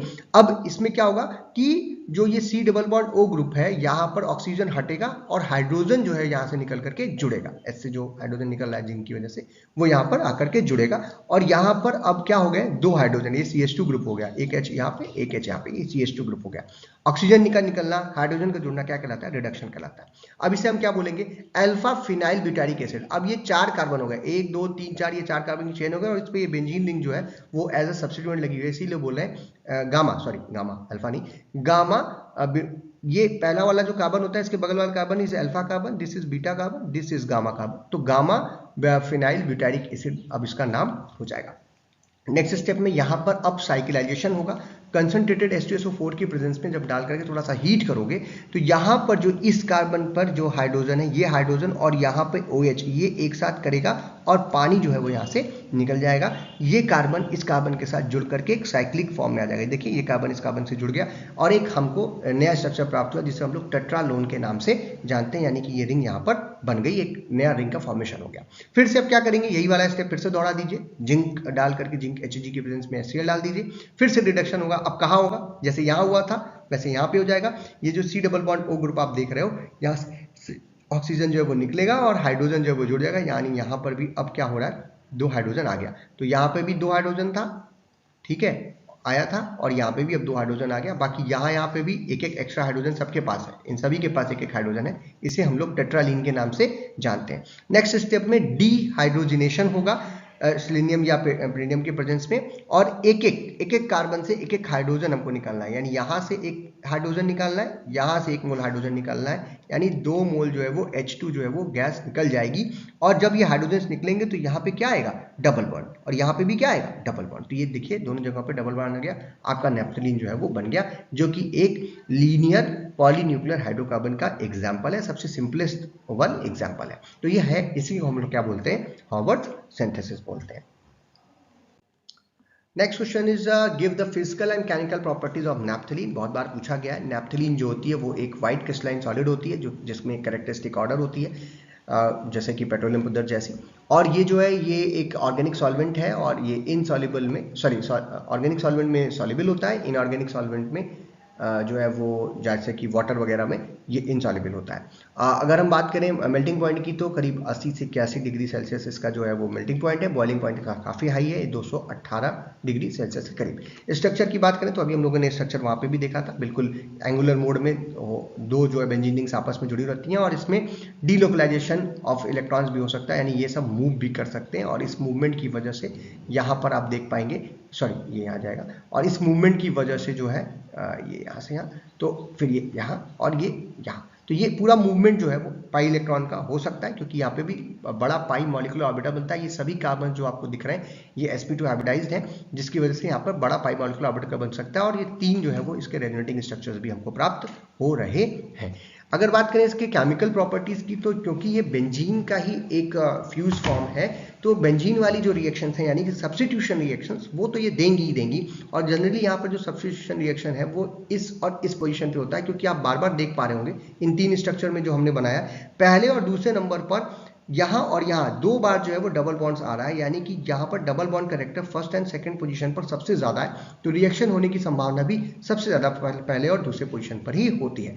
तो जो एक एग्जांपल जैसे मैं यहाँ पर जिसमें हेलोजिनेशन हो, नाइट्रेशन हो, वो सब होता है। एक हम यहाँ पर सल्फोनेशन का एग्जांपल ले रहे हैं, जो कि ये फ्री रेडिकल सब्स्टिट्यूशन रिएक्शन है, जस्ट लाइक बेंजीन। तो फर्स्ट पोजीशन पर और सेकंड पोजीशन पर दोनों पे बन रहा है, 2 तरीके के प्रोडक्ट बन सकते हैं। अगर आप कम टेम्परेचर पे करोगे तो पहले पोजीशन पे होगा जनरली रिएक्शन, और अगर आप ज़्यादा जैसे 180 डिग्री सेल्सियस पे कर रहे हैं, 50 डिग्री सेल्सियस पे कर रहे हैं, आराम से कर रहे हैं, तो फर्स्ट पोजीशन पे रिएक्शन होगी सब्स्टिट्यूशन रिएक्शन। अगर ज़्यादा टेम्परेचर करोगे तो सेकंड पोजीशन पे होगी। ये एक सिंपल सी बात है इस पे। इसके अलावा और भी कोई रिएक्शन जैसे कि ऑक्सीडेशन है, CrO3 की प्रेजेंस में हम ऑक्सीडेशन कर सकते हैं, तो 1,4 नेप्थाक्विनोन बनता है पहले और फोर्थ पोजीशन पे। अगर हम ऑक्सीजन और B2O5 के प्रेजेंस में हाई टेम्परेचर पर इसका ऑक्सीडेशन करते हैं तो हमें थैलिक एनहाइड्राइड मिलता है, जो कि काफ़ी ज़्यादा हमारे और भी चीज़ों को बनाने में काम आता है। तो ये हमारे लिए काफ़ी इंपॉर्टेंट एक प्रोडक्ट है। अगर हम रिडक्शन करना चाहते हैं हाइड्रोजन या एटमॉस्फेरिक प्रेशर और थोड़ा सा टेम्परेचर लगा करके, तो हम रिडक्शन भी कर सकते हैं। एक तो पहले रिडक्शन करेंगे तो जो ये 1 2 3 4 जैसे हमने वहाँ पे हॉवर्ड सिंथेसिस में यहाँ से हाइड्रोजन निकाला था, अब हम यहाँ कर रहे हैं हाइड्रोजन डाल देंगे यहाँ 1 2 3 और 4 पोजीशन पे, हर कार्बन के पास एक एक, तो डबल बॉन्ड खत्म हो जाएगा। क्या बनेगा आपको? टेट्रालीन। और फिर से हाइड्रोजन हाई प्रेशर पे अगर निकल वगैरह इत्यादि की प्रेजेंस में हम लोग और डालते हैं तो हर कार्बन पे एक एक हाइड्रोजन जो जुड़ जाएगा, सारे डबल बॉन्ड्स खत्म हो जाएंगे। इसे क्या बोलेंगे? डेकालीन। यानी कि 10 जगह पे हाइड्रोजन जो है वो जुड़ चुका है। 4 जगह पे जुड़ा तो टेट्रालीन, 10 जगह पे जुड़ेगा तो डेकालीन, यानी कि 10 हाइड्रोजन जो है यहाँ पे जुड़ गए, हर जगह पे हाइड्रोजन जुड़ गया। जितने डबल बॉन्ड थे वो सारे डबल बॉन्ड्स जो है वो क्या हो गए? खत्म हो गए। और ये क्या है? रिडक्शन है। तो इस तरीके से आप इसके केमिकल एंड फिजिकल प्रॉपर्टीज बता सकते हैं। Next question is draw the chemical structure of anthracene and right it's uses. इस यूनिट में इसी तरीके के प्रश्न आते हैं। तो जो एंथ्रासीन है वो 3 फ्यूज रिंग सिस्टम है, एक लीनियर फॉर्म में 3 बेंजीन रिंग, जैसे अभी नेप्थलीन देखा 3 आपस में जुड़ जाए, जैसे कि नेप्थलीन में तो 2 थी, अब 3 एक और आ गई तो ये 3 हो गए। इसमें भी मूवमेंट हो सकती है ठीक उसी तरीके से। तो यहाँ पे भी 4 जो है, वहाँ 3 थे, यहाँ पे क्योंकि एक एक्स्ट्रा रिंग है इस वजह से 4 जो है वो रेजोनेटिंग स्ट्रक्चर्स बन रहे हैं, आपस में जो ये घूम सकते हैं और बड़ा पाई मॉलिक्यूलर ऑर्बिटल का फॉर्मेशन कर सकते हैं। हाँ, इसकी स्टेबिलिटी जो है वो नेप्थलीन से कम है, नेप्थलीन की बेंजीन से कम थी, तो जितनी ज़्यादा रिंग्स जुड़ेंगे थोड़ी सी स्टेबिलिटी का असर पड़ेगा। जो फार्मूला है वो C14H10 है यहाँ पर, और ये एक जो है कोल तार से निकलने वाला सब्सटेंस है। नेप्थलीन भी वहीं से निकलती है, पेट्रोलियम पदार्थ से भी हमको ये प्राप्त हो सकते हैं। और इनके अगर यूजेस की बात करें तो बहुत सारी ड्रग्स हैं, जैसे कि सेना है, कैस्केरा है, एलॉय है, जिसमें एंथ्राक्विनोन जो है वो एज अ ग्लाइकान पार्ट मिलता है, और ये एंथ्राक्विनोन का जो स्ट्रक्चर है वो एंथ्रासीन से मिलता जुलता होता है या उसी से डिराइव्ड होता है, जो कि कैथार्टिक और लेग्जेटिव एक्टिविटी ये सारी ड्रग्स जो है वो शो करती हैं, यानी कि कॉन्स्टिपेशन को रिलीज करने के काम में आती है। बहुत सारी जो हर्बल ड्रग्स हैं उसमें भी एंथ्रासीन रिंग्स हमको देखने को मिलती हैं, और उनके जो डेरिवेटिव्स हैं वो anti malarial, anti HIV, anti fungal, anti viral या डायूरेटिक इफेक्ट जो है वो शो करते हैं। ये जो एंथ्रासीन है वो वुड प्रिजर्वेटिव या इसके जो डेरिवेटिव्स हैं वो इंसेक्टिसाइड के रूप में भी एग्रीकल्चर में यूज किए जाते हैं।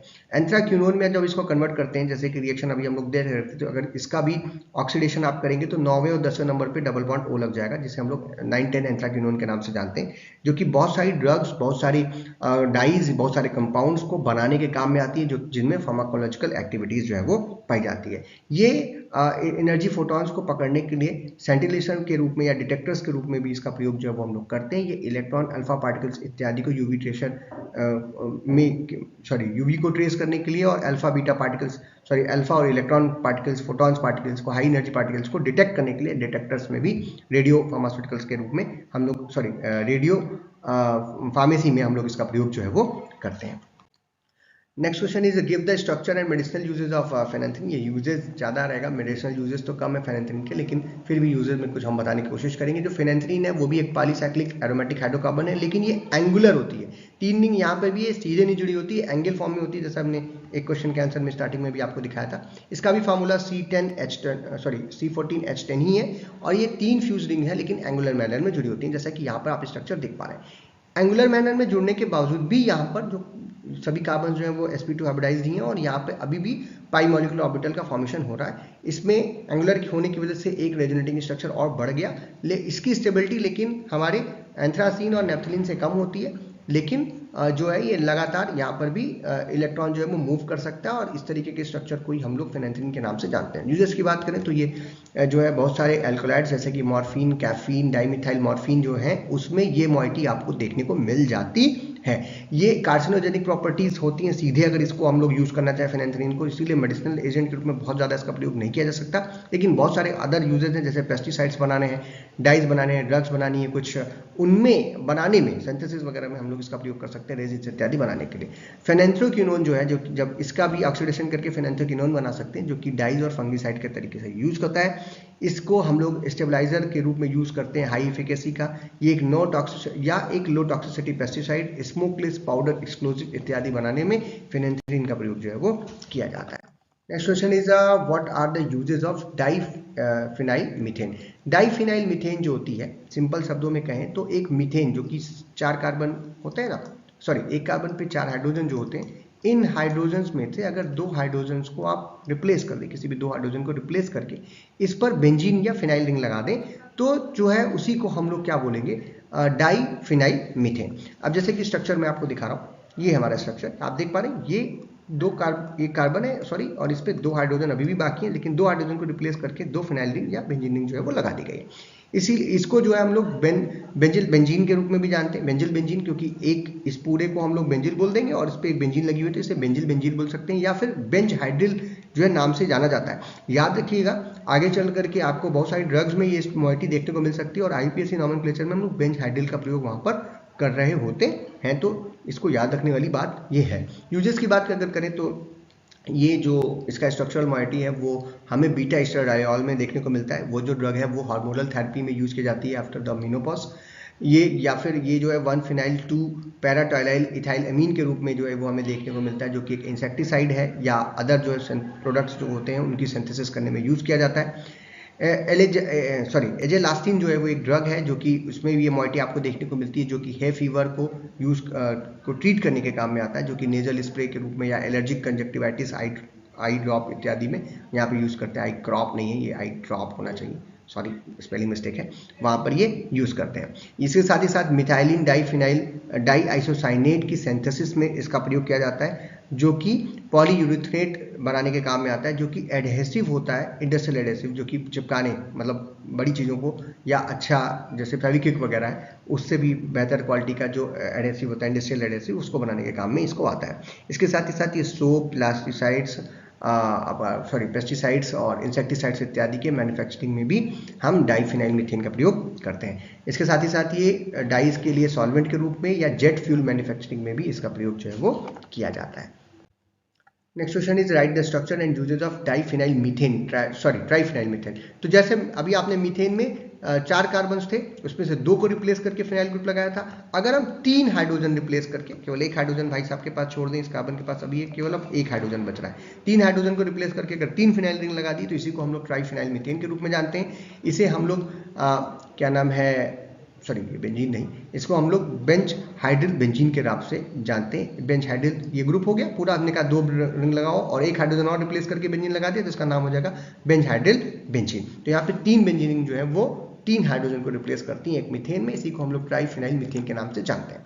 इसके अगर यूजेस की बात करें तो ये कलरिंग डाइज जैसे कि ट्राई एराइल मीथेन डाइज बनाने के काम में आता है और बहुत सारी इंपॉर्टेंट जो डाइज हैं उसमें आपको ये स्ट्रक्चर मोइटी जो है वो देखने को मिलती है या उसकी सिंथेसिस करने में इसका प्रयोग किया जाता है। जैसे मेलाचिड ग्रीन है, मेजेंटा है, क्रिस्टल वायलेट है, सब हम लोग लैब में यूज़ भी करते हैं, आप सभी ने फर्स्ट ईयर में यूज़ भी किया होगा या अभी भी आप यूज़ कर रहे होंगे।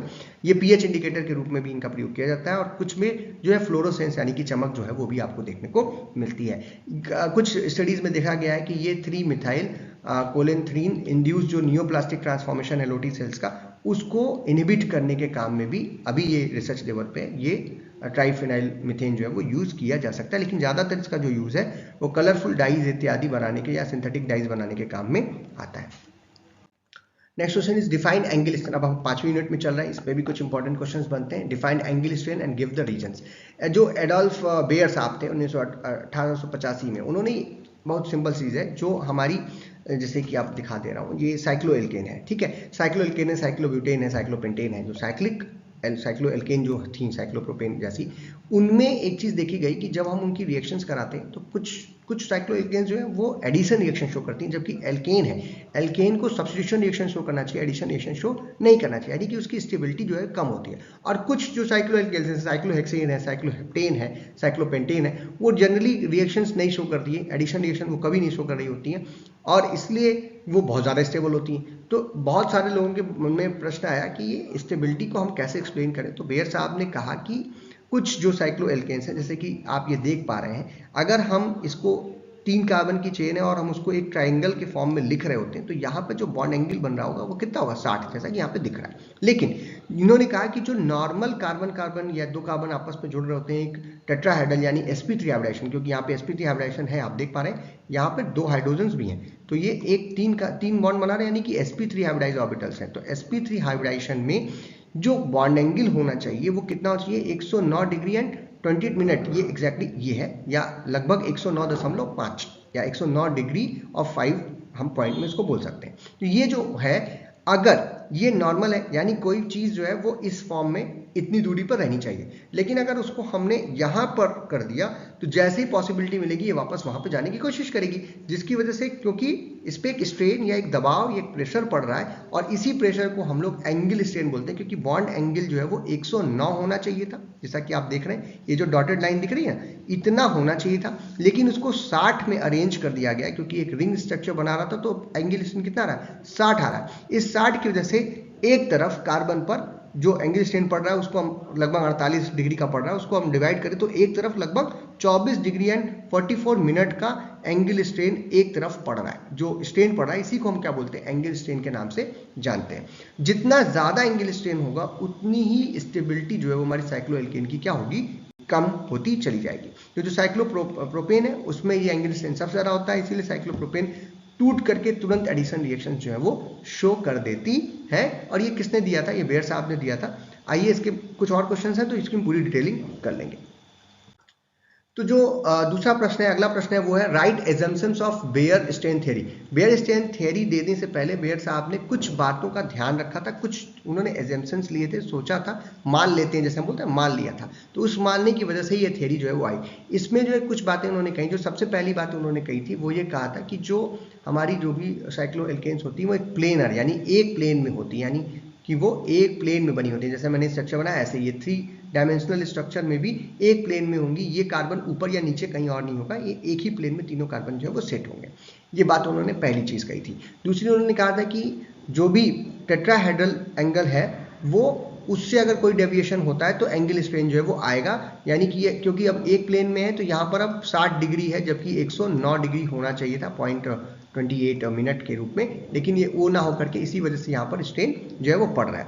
इन्होंने ये भी कहा कि जो बड़ी वाली साइक्लोएल्केन्स हैं उनके स्ट्रक्चर में जो कि माइनस में जो है वो आ रहा होता है आपका जो एंगल स्ट्रेन है, तो वो पग कंडीशंस में होती हैं, पुक्ड कंडीशन में होती हैं, मुड़ी हुई होती हैं, इसीलिए वहाँ पर एंगल स्ट्रेन नहीं लगता है, इन्होंने ये भी कहा था। इन्होंने एग्जाम्पल के रूप में लिया जो बॉन्ड एंगल है आपका फ्लैट स्ट्रक्चर जो है वो हमें देखने को मिलते हैं। फ्लैट स्ट्रक्चर जो है वो उन्होंने कहा था एक प्लेन वाले साइक्लोहेप्टेन, साइक्लोऑक्टेन, साइक्लोपेंटोलेट इत्यादि में, इसीलिए वहाँ पर एंगल स्ट्रेन होता नहीं, इसीलिए वो ज़्यादा स्टेबल होती है। ये इनके एजम्पशंस थे जो कि बेयर साहब ने दिए थे, जैसा कि आप देख पा रहे हैं यहाँ पर। तो ये इन्होंने यहाँ पर तो 90 डिग्री का एंगल स्ट्रेन बताया, यहाँ 108 का है, यहाँ पे 60 का है, तो इन्होंने कहा यहाँ पे बहुत ज़्यादा स्ट्रेन है क्योंकि 109 की जगह पर 60 अगर है तो बहुत अंतर है, लगभग 48 का अंतर है। 109 में से अगर 90 को आप माइनस करते हैं तो एंगल स्ट्रेन थोड़ा सा कम होता है, इसीलिए साइक्लोब्यूटेन थोड़ा ज़्यादा स्टेबल होती है। जबकि अगर हम साइक्लोपेंटेन की बात करें तो बेयर स्ट्रेन थ्योरी के हिसाब से ये सबसे ज़्यादा स्टेबल थी। क्यों? क्योंकि 109 के एकदम सबसे करीब पहुंच गया, 109 होना चाहिए था, 108 है, तो ये लगभग बहुत ही माइन्यूट सा एंगल स्ट्रेन यहाँ पर पड़ रहा है, इसलिए ज़्यादा स्टेबल है। जबकि इन सब में माइनस में चला गया, अब ये -11 के करीब पहुंच रहा है क्योंकि 109 में से आप माइनस करोगे 120 हो तो वो माइनस में आ जाएगा। जब माइनस में आया तो इन्होंने कहा कि ये थोड़ा सा इनका जो टेक्सचर है वो प्लेनर थोड़ा सा होते हैं, फ्लैट स्ट्रक्चर के रूप में बदल गया स्ट्रक्चर थोड़ा सा, और इस वजह से यहाँ पर कोई एंगल स्ट्रेन नहीं पड़ रहा होता, ऐसी बात उन्होंने कही थी। These are the assumptions. अब इसी पर एक अगला प्रश्न हम बना सकते हैं, write the limitations of the Baeyer strain theory. तो लिमिटेशन क्या है? यही लिमिटेशन है कि इस थ्योरी का सबसे पहली चीज है कि लार्जर स्ट्रक्चर पर ये थ्योरी सही से एक्सप्लेन नहीं करती। स्मॉलर जो छोटे छोटे जो हमारे क्या नाम है रिंग्स हैं, जैसे कि हमारी साइक्लोप्रोपेन है, साइक्लोब्यूटेन है, साइक्लोपेंटेन है, इन तीनों को तो एक्सप्लेन अच्छे से कर ले जा रही है लेकिन इसको एक्सप्लेन सही से नहीं कर रही है, पहली लिमिटेशन है। इनके हिसाब से जो लेस स्टेबल है साइक्लोपेंटेन वो होना चाहिए, साइक्लोहेक्सेन जो होना चाहिए वो क्या होना चाहिए, लेस स्टेबल होना चाहिए साइक्लोपेंटेन से, लेकिन ऐसा नहीं है। साइक्लोहेक्सेन जो होती है वो साइक्लोपेंटेन से भी ज़्यादा स्टेबल है रियलिटी में, क्योंकि वो बिल्कुल भी कोई भी रिएक्शन जनरली एडिशन रिएक्शन वगैरह नहीं शो कर पाती। तो इसीलिए इनकी जो ये बात थी ये भी एक्सप्लेन नहीं हो पाई, तो इसीलिए जो है ये स्टेबल है। इनके हिसाब से इन्होंने ये कहा कि जो लार्जर रिंग सिस्टम स्ट्रक्चर है वो पॉसिबल ही नहीं है, मतलब पार्क कंडीशन में हो गया तो लार्जर रिंग सिस्टम जो है वो, यानी ये जो स्ट्रक्चर है ये पॉसिबल ही नहीं है उनके हिसाब से, क्योंकि यहाँ पर जो स्ट्रेन है वो निगेटिव में पड़ता है। तो ये ऐसा नहीं है, बट असलियत में क्या है कि ये जो साइक्लोहेक्सेन है, साइक्लोहेप्टेन है, साइक्लोऑक्टेन है, ये एग्जिस्ट भी करते हैं और काफ़ी ज़्यादा स्टेबल होते हैं, यानी कि ये थियरी इनको एक्सप्लेन नहीं कर पाती है। These are the limitations of Baeyer strain theory. अगले क्वेश्चंस पे चलते हैं। ये है हमारा give the stability order of cycloalkanes according to Baeyer strain theory. अगर आपको काफ़ी सारे रिंग स्ट्रक्चर दे दिया जाए और कहा जाए कि इनमें बताइए कि स्टेबिलिटी ऑर्डर क्या होगा, तो जैसा अभी हम लोग इतनी सारी डिस्कस कर लिए, तो इनके हिसाब से जो साइक्लोपेंटेन थी, क्योंकि उस पर रिंग स्ट्रक्चर सबसे कम लग रहा था, अभी मैंने कहा ना 109 होना चाहिए और यहाँ 108 था, तो सबसे कम स्ट्रेन इस रिंग सिस्टम में, तो उनके हिसाब से सबसे ज़्यादा स्टेबल कौन होगा ये। इसके बाद क्योंकि ये स्ट्रक्चर जनरली उनके हिसाब से माइनस में जा रहा है, तो उनका कहना था एंगल स्ट्रेन लगता ही नहीं है, तो इसके बाद जो स्टेबल होगा वो ये होगा उनके हिसाब से। इसके बाद फिर यहाँ पर उससे कम, मतलब रेफरेंस में कम जो है, इन दोनों के रेफरेंस में इसमें कम एंगल स्ट्रेन लग रहा है 90 वाले पे, यानी कि साइक्लोब्यूटेन पे, तो फिर ये आएगी। और सबसे ज़्यादा स्ट्रेन जो है वो पेंटेन पे, सॉरी प्रोपेन पे है, इस वजह से सबसे लीस्ट स्टेबल जो होगी वो हमारी साइक्लोप्रोपेन होगी। तो जो इनका क्रम बनेगा वो बनेगा cyclopentane, cyclohexane, cyclobutane and cyclopropane. तो इस तरीके से, क्योंकि एंगल स्ट्रेन के बेस पे ये बेयर साहब के हिसाब से है, मतलब मैं बेयर साहब के हिसाब से बता रहा हूँ, असलियत में ऐसा नहीं है। असलियत में ये इस तरीके से चलता है, सबसे ज़्यादा साइक्लोहेक्सेन स्टेबल होगी, उसके बाद साइक्लोपेंटेन होगी, फिर साइक्लोब्यूटेन होगी, फिर साइक्लोप्रोपेन होगी, जो कि आज की तीनों थियरीज जो अवेलेबल है उन पर जब हम ध्यान देते हैं तो उसके बाद, ठीक है। तो जितना ज्यादा एंगल स्ट्रेन होगा उनके हिसाब से उतना ही कम स्टेबिलिटी होगी, जितना कम एंगल स्ट्रेन होगा उतना ज्यादा स्टेबल होगा, इसीलिए उनके हिसाब से साइक्लोपेंटेन जो थी वो सबसे ज्यादा स्टेबल थी। साइक्लोहेक्सेन में उन्होंने कहा था नेगेटिव में पड़ता है, इसलिए वो भी स्टेबल है, तो वो भी उसको भी स्टेबल मान लिए। लेकिन साइक्लोब्यूटेन में एंगल स्ट्रेन थोड़ा ज्यादा पड़ रहा है, इसीलिए वो लीस्ट, मतलब थोड़ी कम स्टेबल होगी। और साइक्लोप्रोपेन में सबसे ज्यादा एंगल स्ट्रेन पड़ता है, इसीलिए वो सबसे ज्यादा अनस्टेबल होगी इनके हिसाब से, बेयर साहब के हिसाब से। Next question is write the special reactions of cyclopropane. तो साइक्लोप्रोपेन्स होती हैं, स्पेशल रिएक्शन पूछ रहा है जनरली, क्योंकि जो एक एल्केनी है और ये साइक्लिक स्ट्रक्चर में पाई जा रही है, तो जो साइक्लिक स्ट्रक्चर, सॉरी एल्केन जो होती हैं वो free radical substitution reaction show करती हैं, जो हम लोगों ने फर्स्ट सेमेस्टर में, सॉरी सेकंड सेमेस्टर में पढ़ी थी। बट क्योंकि ये एक एंगल स्ट्रेन पड़ रहा है, ये एक साइक्लिक स्ट्रक्चर में है, तो यहाँ पर एडिशन रिएक्शन शो करता है, ये यही इसका स्पेशल रिएक्शन है, जिसको हम लोग रिंग ओपनिंग रिएक्शंस के नाम में भी जानते हैं in compare to cyclobutane. Cyclobutane में ये रिंग ओपनिंग रिएक्शंस बड़ी मुश्किल से होती हैं या कुछ ही रिएक्शंस होती हैं, जबकि साइक्लोप्रोपेन्स में रिंग ओपनिंग रिएक्शंस या एडिशन रिएक्शंस बहुत ज़्यादा पाई जाती है। जैसे मैं एग्जाम्पल में आपको दे रहा हूँ, HBr को अगर आप लेंगे तो ये यहाँ से क्या करेगा, ब्रेक करेगा, इस कार्बन पे H, इस कार्बन पे Br, यानी कि ये डबल बॉन्ड के कैरेक्टर जो है वो शो कर रहा है, और एडिशन रिएक्शन के रूप में यहाँ पर आपको एक ओपन चेन जो है प्रोडक्ट जो है वो प्राप्त हो जाता है। इस तरीके से अगर हम H2SO4 डोलें, पानी ऐड करें, तो एक पे H एक पे OH जो है वो कार्बन पे जुड़ जा रहा है। हाइड्रोजन जोड़ें तो दोनों कार्बन पे एक हाइड्रोजन जुड़ रहा है, और ये रिंग जो है यहाँ से क्या हो जा रही है, ब्रेक हो जा रही है। क्लोरीन ले लें FeCl3 की प्रेजेंस में, डार्कनेस में, यानी कि अंधेरे में ले लें, तो भी जो है यहाँ पे एडिशन हो जाती है, टूट जाए। अगर लाइट में लेंगे तो फ्री रेडिकल सब्स्टिट्यूशन रिएक्शन होगी, तब यहाँ पे जो हाइड्रोजन है उसको क्लोरीन जो है वो रिप्लेस करेगा, ना कि रिंग को तोड़ेगा। लेकिन अगर अंधेरे में करेंगे FeCl3 के प्रेजेंस में, तो ये फिर से रिंग को तोड़ करके क्या करेगा, एडिशन। तो एग्जैक्टली जो है स्पेशल रिएक्शन का मतलब ये है कि वो एडिशन रिएक्शन जो है वो हमारी जो है साइक्लोएल्केन जो शो करी है। जबकि हम लोग पिछले साल जब पढ़ रहे थे तो हमने आपसे कहा था एल्केन अगर कहीं पर होता है, एल्केन का मतलब है कि वो एडिशन रिएक्शन शो नहीं करेगा, जहां डबल बॉन्ड या ट्रिपल बॉन्ड होता है वो एडिशन रिएक्शन शो करता है। लेकिन इसके ऊपर जो एंगल स्ट्रेन पड़ रहा है, इसकी वजह से कई बार जो है ये वो रिंग जो है वो टूट जाती है और आपको एडिशन प्रोडक्ट जो है वो मिल जाता है। Next question is what is Coulson and Moffitt modification और कॉल्सन एंड मॉफेट थियरी। तो जब ये है कि आप कह रहे हो कि 109 डिग्री होना चाहिए और ये 60 डिग्री पे है, ये आप लोग अभी पढ़े, बेयर साहब ने कहा, तो कोई लोग तो ये भी तो कह सकते हैं कि अगर इतना स्ट्रेन पड़ रहा है तो यार ये रिंग स्ट्रक्चर में जा ही क्यों रहा है, इसको रिंग स्ट्रक्चर में जाने की आवश्यकता क्या है। तो इसी को एक्सप्लेन करने के लिए इसके बाद की जो थ्योरी आई उसे हम लोग कॉल्सन मॉफेट थ्योरी के नाम से जानते हैं। कॉल्सन एंड मॉफेट थ्योरी का ये कहना था कि जो कार्बन और कार्बन के बीच में जो ओवरलैपिंग होती है, जैसे कि ये मान लीजिए sp3 हाइब्रिडाइज्ड ऑर्बिटल्स हैं, ये आपस में बढ़िया से ओवरलैपिंग करते हैं, जिसकी वजह से हमें सिग्मा बॉन्ड मिलता है। इनका ये कहना है कि ये ओवरलैपिंग एक लीनियर में होती थी, इसके पहले ऐसे हो रही थी ओवरलैपिंग। अगर ये ओवरलैपिंग थोड़ी सी झुक जाए एक तरफ, यानी जिस तरफ स्ट्रेन ज़्यादा पड़ रहा है, जैसे अब इसको हम लोग फिगर में देखें तो और अच्छा हो जाएगा। इनका कहना है कि जो मॉलिक्यूलर एक्सिस होता था उस पर ही बढ़िया से ओवरलैपिंग होती है, तब जाकर के हमारा सिग्मा बॉन्ड बनता है। लेकिन जो मॉलिक्यूलर एक्सिस है वो ये है, मान लीजिए कार्बन कार्बन आपस में जुड़ रहा है, अगर स्ट्रेन इस तरफ और इस तरफ पड़ रहा था तो क्यों ना ये जो ओवरलैपिंग हो रही है वो थोड़ी सी बहुत अच्छे से ना हो करके थोड़ा कम हो जाए और थोड़ी सी झुक जाए एक तरफ। इस साइड देखिए, आप देख रहे हैं झुक गई है, इसको बीच में होना चाहिए था, यानी कि जब ओवरलैपिंग होनी चाहिए थी तो वो कुछ इस तरीके की होनी चाहिए as per Baeyer strain theory. But as per Coulson Moffitt ये इधर ना होकर के थोड़ा सा क्या हो गई, थोड़ा सा चली गई, बाहर चली गई, बाहर की तरफ, उस तरफ झुक गई जिस तरफ स्ट्रेन पड़ रहा था।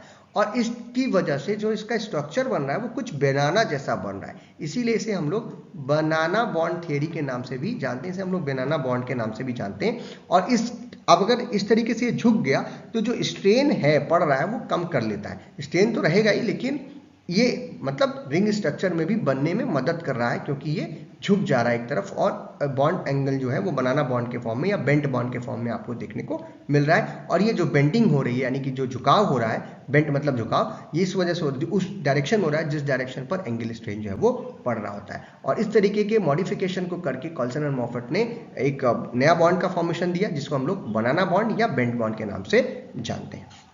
तो अगर बेंट बॉन्ड या बनाना बॉन्ड एग्जाम में पूछा तब भी आपको कॉल्सन एंड मॉफट मॉडिफिकेशन ही लिखना है। Next question is what is Sachse Mohr theory. ये आखिरी प्रश्न है इस यूनिट का और आज के हमारे सेशन का भी, यानी कि सेस मोहर थ्योरी क्या है। तो इन्होंने जो बड़ी रिंग सिस्टम थी, जो साइक्लोहेक्सेन, साइक्लोहेप्टेन या और से भी बड़ी रिंग जो सिस्टम थी, उनको जब जो थ्योरी जो है, हमारी दोनों थ्योरीज जो है वो एक्सप्लेन नहीं कर पाई, उसको एक्सप्लेन करने के लिए आया। तो इसको एक्सप्लेन करने में सेस एंड मोहर साहब ने ये कहा, 1918 में ये थ्योरी आई थी, उन्होंने कहा जो हायर साइक्लोएल्केन्स होती हैं, जो साइक्लोपेंटेन के ऊपर हैं, वो एग्जैक्टली एक प्लेन में नहीं है, जैसा कि बेयर साहब कह रहे थे। बेयर साहब कह रहे थे कि ये एक प्लेन में होनी चाहिए। उन्होंने कहा कि ये जो बड़ी वाली साइक्लोहेक्सेन है, जैसे कि साइक्लोहेक्सेन हो गया, ये एक प्लेन में ना होकर के ये डिफरेंट प्लेन्स में अरेंज हो सकती हैं, फोल्डेड फॉर्म में या पग कन्फर्मेशंस में हमको देखने को मिलती हैं, जिसकी वजह से इनके जो कार्बन्स हैं वो एक प्लेन में ना होकर के जो एंगल स्ट्रेन आप कह रहे हो लग सकता है, वो उसको माइनस कर देती है या खत्म कर देती है, और जिसकी वजह से जो इसका 109 डिग्री का जो हमारा एंगल स्ट्रेन एंगल बनना चाहिए, बॉन्ड एंगल, वो रिटेन्ड हो जाता है डिफरेंट प्लेन्स में होने की वजह से। जैसे एग्जांपल हम लोग साइक्लोहेक्सेन का ले लें, तो साइक्लोहेक्सेन जो हमने अभी यहाँ पर ऐसे लिखी, ये हमारी साइक्लोहेक्सेन है, ये इस स्ट्रक्चर में ना होकर के एग्जैक्टली ये रिंग फॉर्म में ही है, लेकिन आप देख रहे हैं ये यहाँ पर जो ये इसमें देखिए स्ट्रक्चर बना है, ये बोर्ड फॉर्म में, ये carbon number 2, carbon number 3, carbon number 4 और कार्बन नंबर 5 जो है वो एक प्लेन में, जबकि ये जो कार्बन नंबर 1 आप देख रहे हैं ये ऊपर है, ये अबव, बाकी प्लेन 4 कार्बन यहाँ पे, एक कार्बन यहाँ, एक कार्बन यहाँ, तो इसकी वजह से ये यहाँ पे जुड़ रहा है, और जो बॉन्ड एंगल जो है इसका वो 109 रिटेन हो जा रहा है, जबकि चेयर फॉर्म में भी है, यानी कि एक जो है आप देख पा रहे होंगे यहाँ पे, ये 4 जो है वो अलग अलग एक प्लेन में आ गए, और जो ये वाला कार्बन है, कार्बन नंबर 4, ये अबव द प्लेन है, और कार्बन नंबर 1 जो है वो बिलो द प्लेन है। तो ये कुर्सी जैसा स्ट्रक्चर बना रहा है, यानी कि 3 डायमेंशनल स्ट्रक्चर जो है वो फॉर्म हो रहा है, और इसी को हम लोग सेस मोहर थ्योरी के अंतर्गत रखते हैं। ये एक अच्छा एग्जांपल है, इसे हम लोग बोर्ड फॉर्म क्योंकि बोर्ड जैसी दिख रही है, चेयर फॉर्म क्योंकि चेयर जैसी दिख रही है, इसमें भी जो हाइड्रोजन्स होते हैं, कुछ इक्विटेरियल होते हैं, कुछ इक्विलैटरल होते हैं, वो भी आपको हमने पहले बताया हुआ है, वहाँ से आप चाहें तो वो भी लिख सकते हैं। बट ये जो है वो इन्होंने कहा कि क्या कहा कि बेयर स्ट्रेन थ्योरी में हमने कहा था कि एक प्लेन में होती है रिंग स्ट्रक्चर, इन्होंने कहा एक प्लेन में ना होकर के डिफरेंट प्लेन्स में ये चले जाए और वहाँ पे अरेंज हो, तो जिसकी वजह से 109 डिग्री और 28 मिनट का जो हमारा बॉन्ड एंगल है वो क्या होगा, रिटेन रह जाएगा, जिसकी वजह से एंगल स्ट्रेन लगेगा नहीं, और इस वजह से ये बहुत ज़्यादा स्टेबल होती हैं क्योंकि इसमें कोई स्ट्रेन पड़ता नहीं है, इसीलिए इनको तोड़ना या यहाँ पर एडिशन रिएक्शन कराना बड़ा ही मुश्किल होता है, और ये पूरी तरीके से किसी भी स्ट्रेन से क्या होते हैं, फ्री होते हैं। This is the cess Mohr theory, या फिर जिसे हम लोग स्टेनलेस रिंग की थ्योरी के नाम से भी जानते हैं। तो ये था आज का हमारा सेशन, जहां पे हमने आपसे यूनिट नंबर 3, 4 और 5 में जो इंपॉर्टेंट क्वेश्चंस हो सकते हैं, जो प्रीवियस ईयर्स में पूछे गए हैं, उनको बताने की कोशिश की, और इसी तरीके से और भी क्वेश्चंस आ सकते हैं, और इनसे बेस्ड भी कई क्वेश्चंस आ सकते हैं जो एक्सप्लेनेशन मैंने दिया। आप हमें फॉलो करते ही हैं, बाकी जो लोग नहीं करते हैं वो कर लें, अच्छा रहेगा उनके लिए, और अपने दोस्तों को भी आप शेयर कर सकते हैं। हमें आप यूट्यूब पे, जहाँ पे आप अभी इस वीडियो को देख पा रहे हैं, वहाँ पे आप हमें फॉलो करते ही हैं, आप सब्सक्राइब कर लीजिए। प्ले लिस्ट है, यहाँ पे आप जाएंगे ना यूट्यूब पे, तो ये जो आप देख पा रहे हैं, इस पे थोड़ा सा आगे बढ़ेंगे तो यहाँ पे प्लेलिस्ट का एक ऑप्शन आता है। प्लेलिस्ट में आप सब्जेक्ट वाइज प्लेलिस्ट आपको मिल जाएगी, तो जो जो वीडियोस हमने डाले, कई बार हम यूनिट वाइज नहीं चलते हैं, हम जो पढ़ा रहे होते हैं, जो टॉपिक्स हमें अच्छे लगते हैं या जो इंपॉर्टेंट टॉपिक्स हैं या जिस क्रम में उन टॉपिक्स को पढ़ाना चाहिए वो है, या कई बार आपको सिलेबस बेस पे भी टॉपिक बाय टॉपिक यहाँ पर मिल जाता है, तो प्लेलिस्ट में आपको मिल जाएगा। दूसरा, जो अगर आपको नोट्स वगैरह चाहिए, जो हम फ्री अवेलेबल कराते हैं, जो कि टॉपिक वाइज हम PDF वगैरह या लिंक्स हैं, जो हमारे कुछ इंपॉर्टेंट न्यूज़ हैं, वो हम अपने टेलीग्राम चैनल पे शेयर करते हैं, जो कि doctor PK Shukla, doctor MB Singh classes के नाम से ये है टेलीग्राम पे।